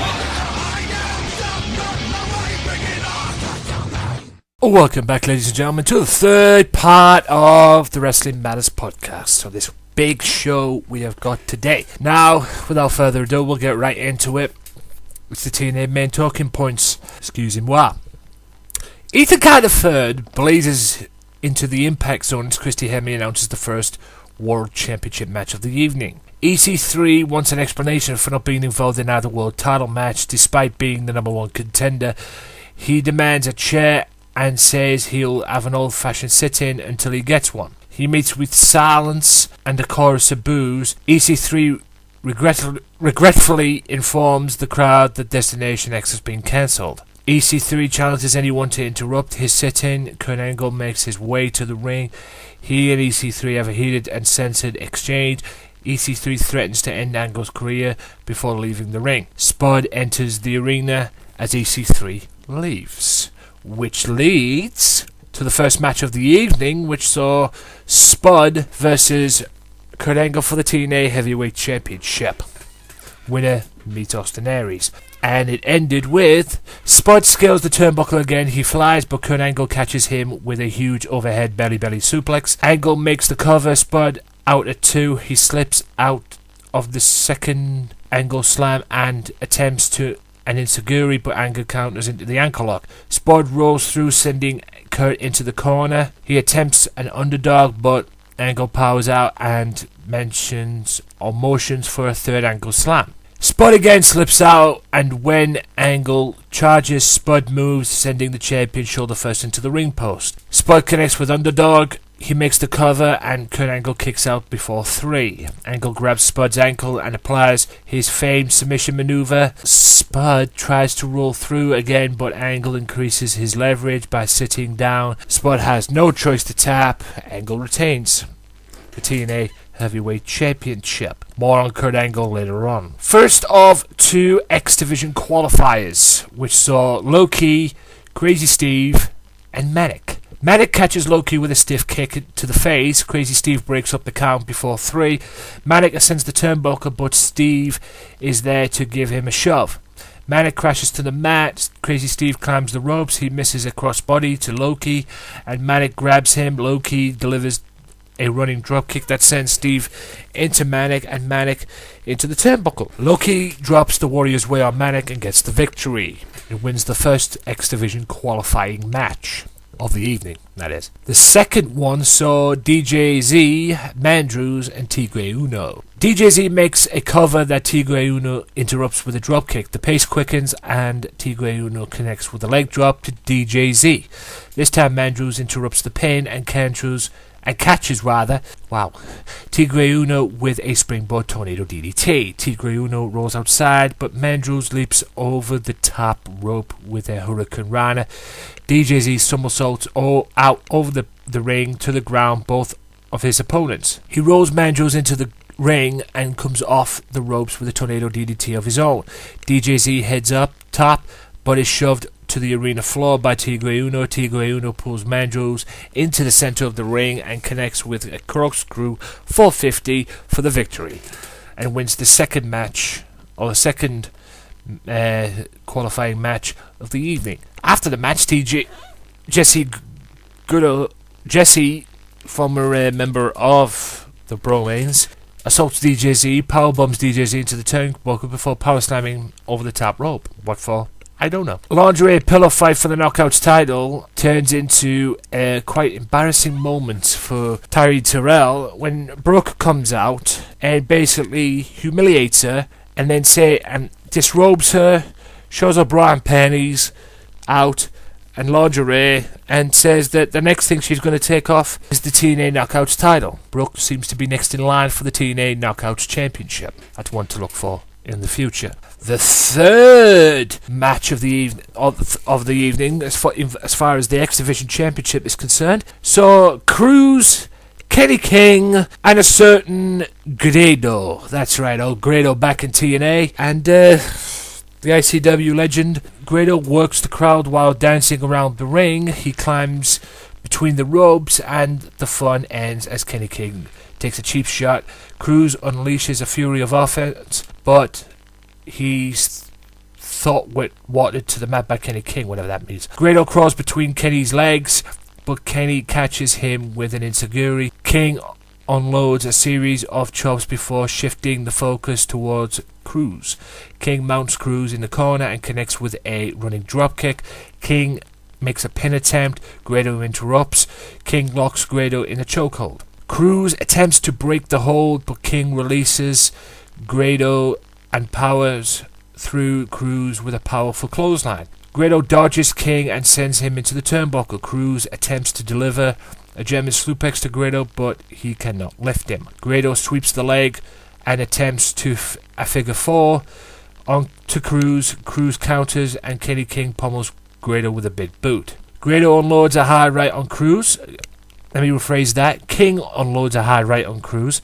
Cruz comes back with a crossbody and a head scissors takedown. King powers Cruz to the mat. Grado catches King with a series of rights and an alternating forearm, which I'm guessing is a Dusty Rhodes move. More on Dusty Rhodes later on, sad to say. And elbow shots. King charges towards Grado. Grado sends King over the top rope. Grado nails Cruz with a rolling slice to pick up the victory and wins the third installment of the X Division qualifier. Now, Bram had a challenge this week, and out came Crimson. Crimson takes down Bram in the early part of the match. He connects with a suplex and a back body drop. Bam rolls to the outside and invites Crimson out to join him.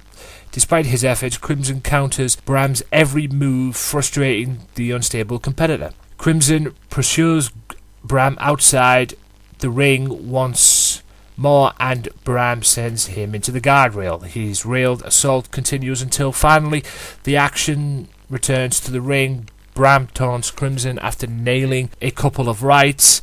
Crimson battles back, ultimately applying the Rings of Saturn. Bram forces the break when his foot reaches the bottom rope. Crimson attempts the Rings of Saturn once more, but Bram bites his hand before delivering the brighter side of suffering, and Bram gets the victory. So, on to the main event, which was the second World Championship match of the evening, which culminated with Aries and Angle trade punches and chops. Angle attempts another Angle slam, but Aries counters and connects with two discus forearms and a brainbuster. Aries makes the cover. Angle manages to get his foot on the ropes. Aries applies an ankle lock of his own. Angle reverses through, sending the champion outside. Aries flies through with a suicide dive, but Angle moves, leaving the challenger to collide with the guardrail. And boy did he ever. He rolls Aries into the ring and lifts him for an Angle slam.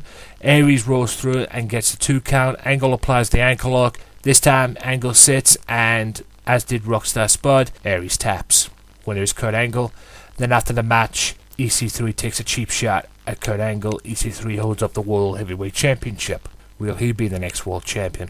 And with that being said, ladies and gentlemen, that is the end of the TNA main talking points. Hope you enjoyed that. And without further ado, I'll be back right after this quick timeout with Ring of Honor.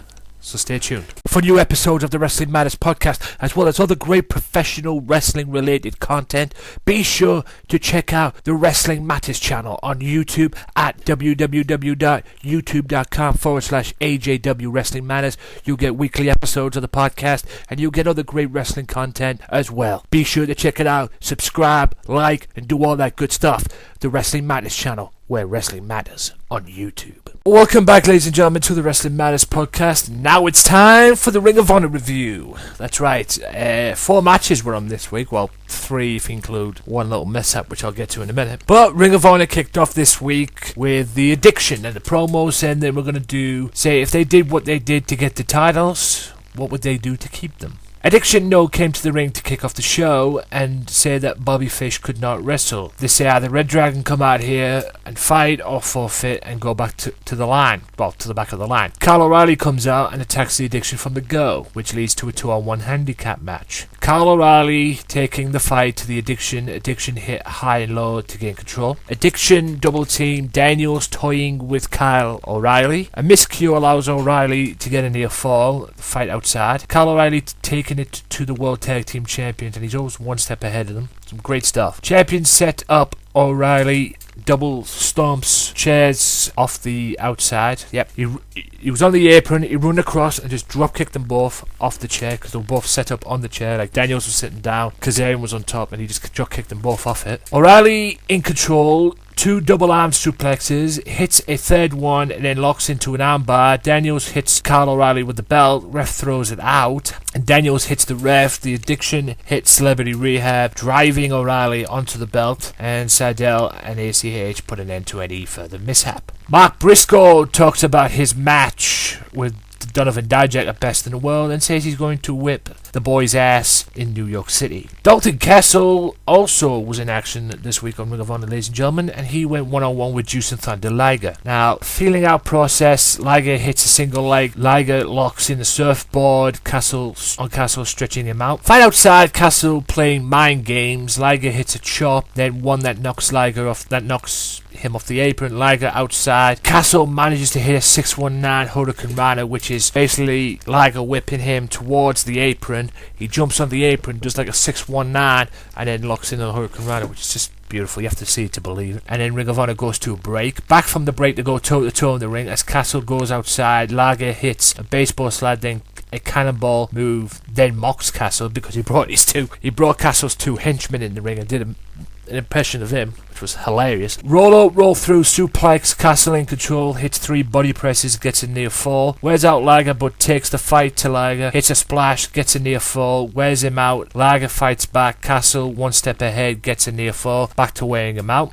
Back and forth match. A palm strike, the top rope Hurricane Rana gets Liger a near fall. Liger goes to the top, jumps into knees, counter for counter, spinning Alabama slam. Castle gets a near fall. Tilt the world backbreaker, Liger bomb gets a near fall. Then Liger hits a brainbuster to beat Dalton Castle. I almost said Donovan Castle there, but he ends up beating Dalton Castle, and both men shake hands. Backstage, Liger is talking to Cheeseburger, and seems Liger's been teaching him a few things, how to do the palm strike and whatnot. And apparently, Cheeseburger is Juice and Thunder Liger's favourite wrestler. Or at least one of them anyway. Speaking of Cheeseburger, he goes into a grudge match with Brutal Bob. Now, this took place when these two were tag team partners a while back, and then Brutal Bob turns on Cheeseburger. So all leads to this match. Excuse me. Brutal Bob attacks Burger from the bell, Burger using his quickness to hit and run. Burger drop kicks Bob outside, Burger goes after him. Bob nails a cheap shot. Burger takes the fight to Bob. Bob went for a shoulder tackle, misses. Burger hits a senton off the guardrails on the outside. Hits Liger,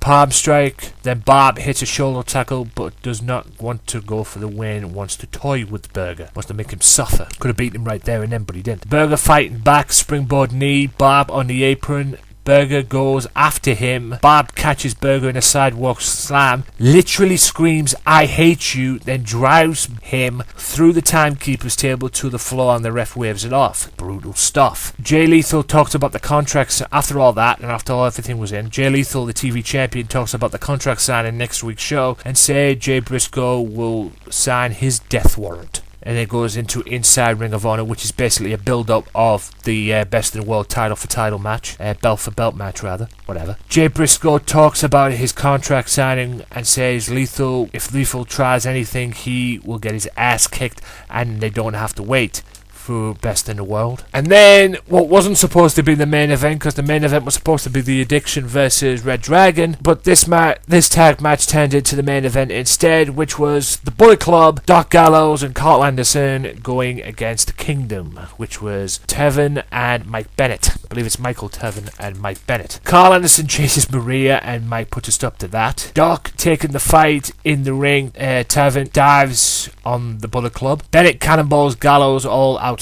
Bennett has Gallows in a pile driver position. Outside, Tevin's on top, second rope inside. Dives on looking to do something, but dives right into Carl Anderson's gun stun. I believe that's what I heard Kevin Kelly say. To that KO move anyway, on the mat on the floor. Basically, he just jumped in and took a face bump right on the mats on the arena floor. Gallows dumps Mike face first onto the apron as Ring of Honor goes to a break. Back from the break, Bullet Club beating the piss. Double team out of Mike Bennett with a double team in the ring, like I said. Carl hits a brogue kick after some double team. Kick, splash, then a single leg drop kick, and Anderson, Bennett in deep trouble at the hands of the Bullet Club. Bullet Club double team neckbreaker, Tevin splashes Anderson after that. It's like they did the double team neck breaker. Anderson's in position, and then Michael Tevin comes in from out of nowhere and just splashes him. Anderson couldn't do nothing about it. Toe to toe in the ring, both Mike and hang on, where am I going here? My bad. Tevin knocks Gallows outside and keeps him outside. The Kingdom double team Anderson, but Carl fights back. Tevin hits a super kick. Mike hits a spear on Anderson. Michael Tevin hits a moonsault on Gallows outside. Anderson backdrops Mike in the ring.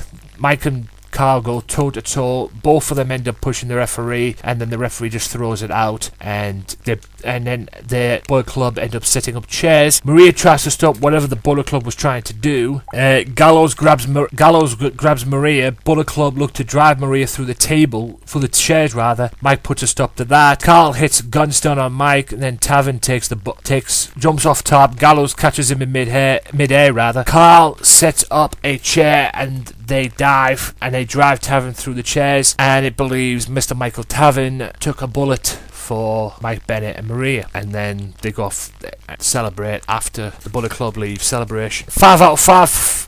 Actually, no, 4 out of 5 for that. That'll be nice. A lot of good stuff on there, a lot of crazy stuff on there as well, but hey, it's Ring of Honor. They do a good show. With that being said, ladies and gentlemen, I will be back after this with ICW Spacebaws. That's right, they put up Spacebaws this week.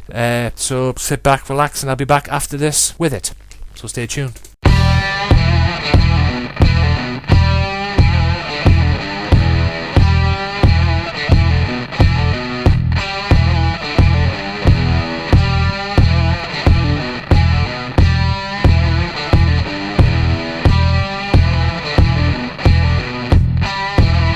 They say this is wrestling, but ladies and gentlemen, this is Progress Wrestling.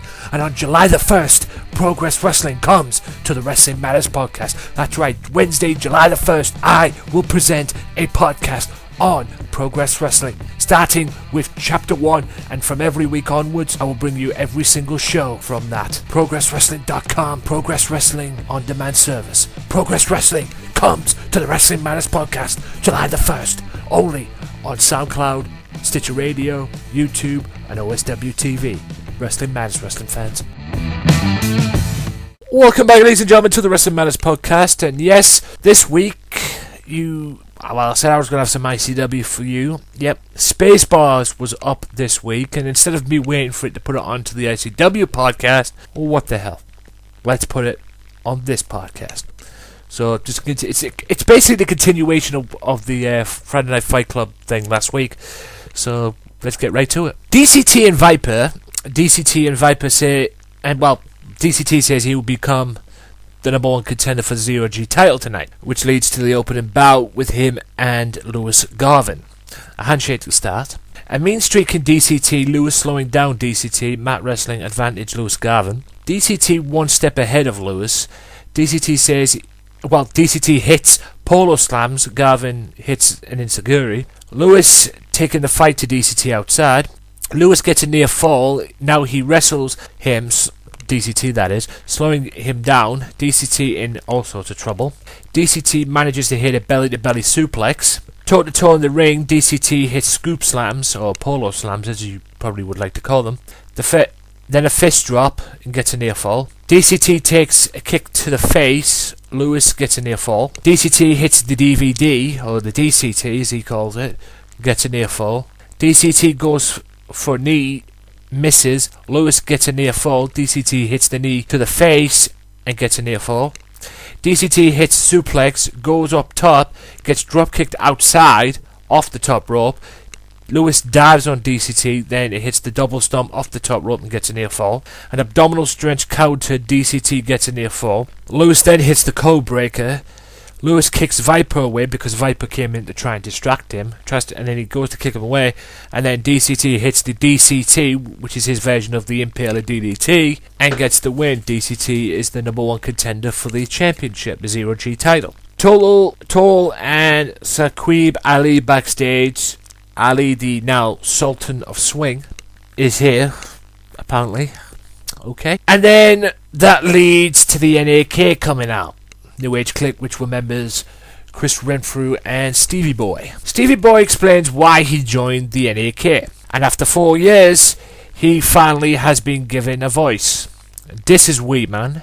For a month, people were asking him why did he join the clique. He blames Davey Boy because when he needed Davey Boy took a 5-month AWOL, as he put it, or 5-month hiatus. At about the time when ICW were going on their tour, and gets really personal and says when Davey took 5 months off, he came back and was never the same again, and blames Davey Boy for ending the Bucky Boys not him.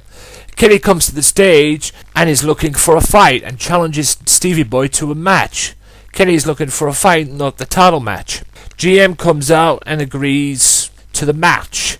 Kenny versus Stevie Boy, not for the title though. Chris Toll and Ali video package about him training and everything. Right, David Conrad of the Gatecrashers went one-on-one with Rogers' brother member Danny Rogers.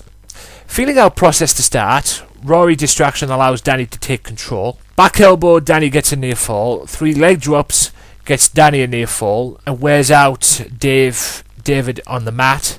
Toe-to-toe, David fight back, hits a shoulder block from the second rope, then a clothesline, gets a near fall. An Edgermanic move gets Danny a near fall. Fight breaks out outside. Danny low blows David, then a double team by the Rogers brothers gets Danny the win. Rogers brothers grab the girl. Conrad takes the brothers out. Rogers backstage enjoying the victory and say they are now looking for the tag team titles of ICW. So, will they be the champions? Time will tell. Up next after that was Solar versus the man now known as Andrew Wild, formerly Andy Wild. Solar with the quickness advantage, spinning head scissors, gets a near fall, goes for a dive, ref stops it, but Solar does it anyway. Wild, I don't know why referees do that, to be honest with you, but hey. Wild gets advantage, elbow gets a near fall, chin buster, drop kick, clothesline, top rope, drop kick, double stomp, great offense by Solar, then a moonsault, gets a near fall. Wild cuts off Solar, misses one clothesline, hits another, and a gut-wrench powerbomb gets Andy Wild the win. Or Andrew Wild.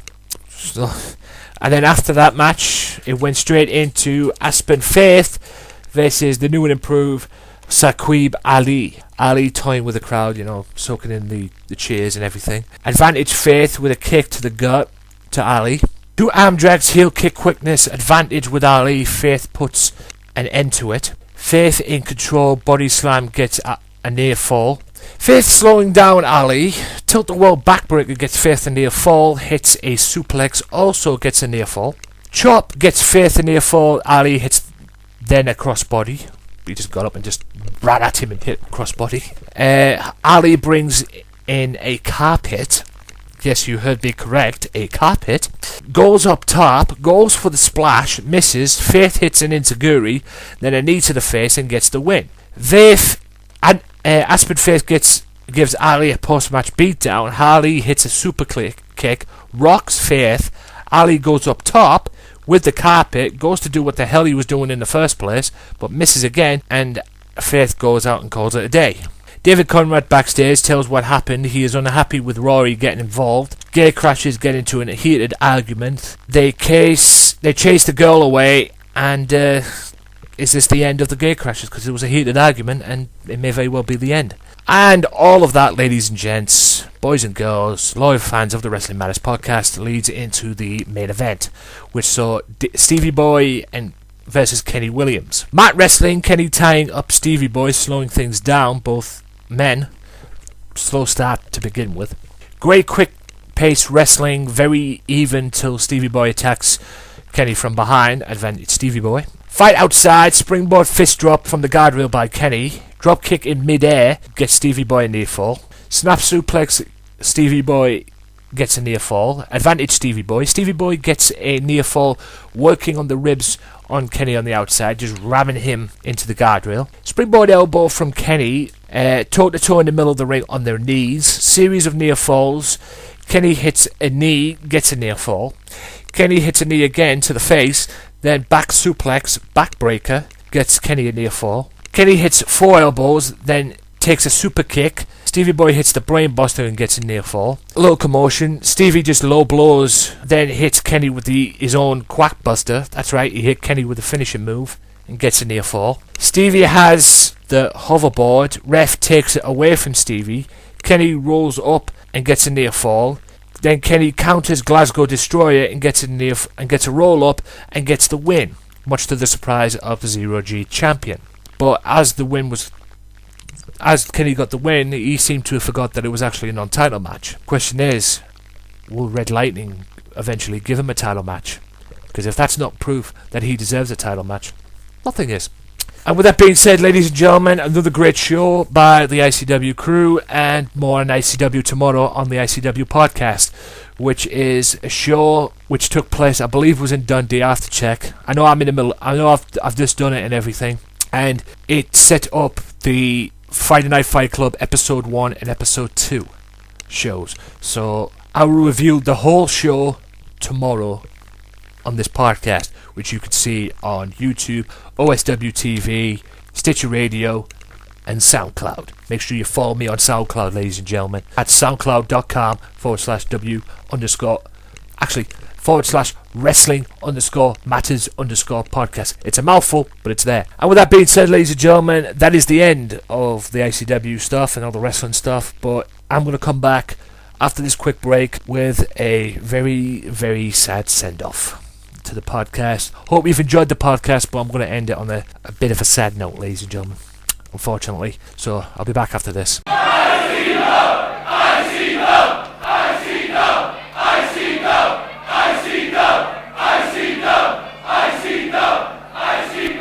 Be sure to tune in every single Tuesday now for the Wrestling Madness Podcast Extra, where I'll be hosting a podcast on one promotion and one promotion only. ICW, Insane Championship Wrestling, the hottest promotion in Scotland. Well, I'll be reviewing their shows. Oh my God! Talking ICW. That's 13-14! And who knows, maybe getting some guests on. So be sure to tune in to the Wrestling Madness Podcast Extra ICW podcast, Insane Championship Wrestling, every Tuesday on YouTube, Podomatic, Stitcher Radio, downloaded free at iTunes, Mixcloud, and SoundCloud. Wrestling Matters, wrestling fans. World, look into my eyes. When you see me on a show, when you see these fans, you know you've got the best in the damn world. We are ICW and you're gonna know our name.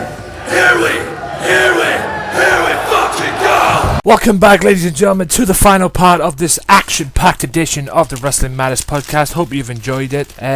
Before I go, ladies and gentlemen, I want to give a quick shout out to Sunday Segway Wrestling Podcast. Tune in. I'm on the 116 show of the Wrestling Matters podcast, so be sure to tune in for that. And shout out to OSW TV. Make sure you check them out, oswtv.co.uk, where you can see the Wrestling Matters podcast, as well as RFPW Official on Twitter. Be sure to check that out as well. They've been helping me out with some website issues and that, but he's a really good guy and he knows what he's doing as far as websites are concerned, at least. Shout out to Offshoot Radio as well as all the other sedge heads in the community that we all love so much. Now, I want to end this week on a bit of a sad note, because this past week, ladies and gentlemen, we lost someone very special. Well, the wrestling world lost someone very, very special. The American Dream, Dusty Rhodes. As I was recording the segment with King Bingus, and I finished, a couple of hours later, it was all over the internet.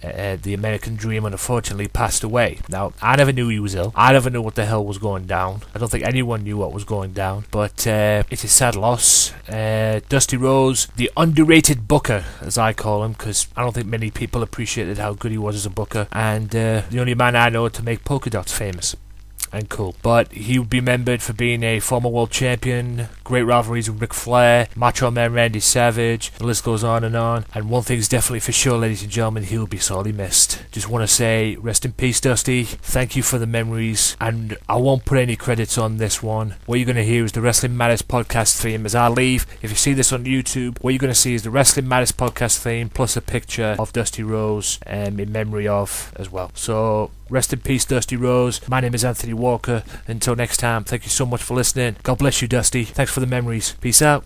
Well, enough is enough, and it's time for a change! Professional wrestling! This is it! This is us standing up! Yes! Yes! Yes! Yes! Yes! Yes! That's 13-14! Make it till death! Dina, I am the best in the world. Cause that's the bottom line.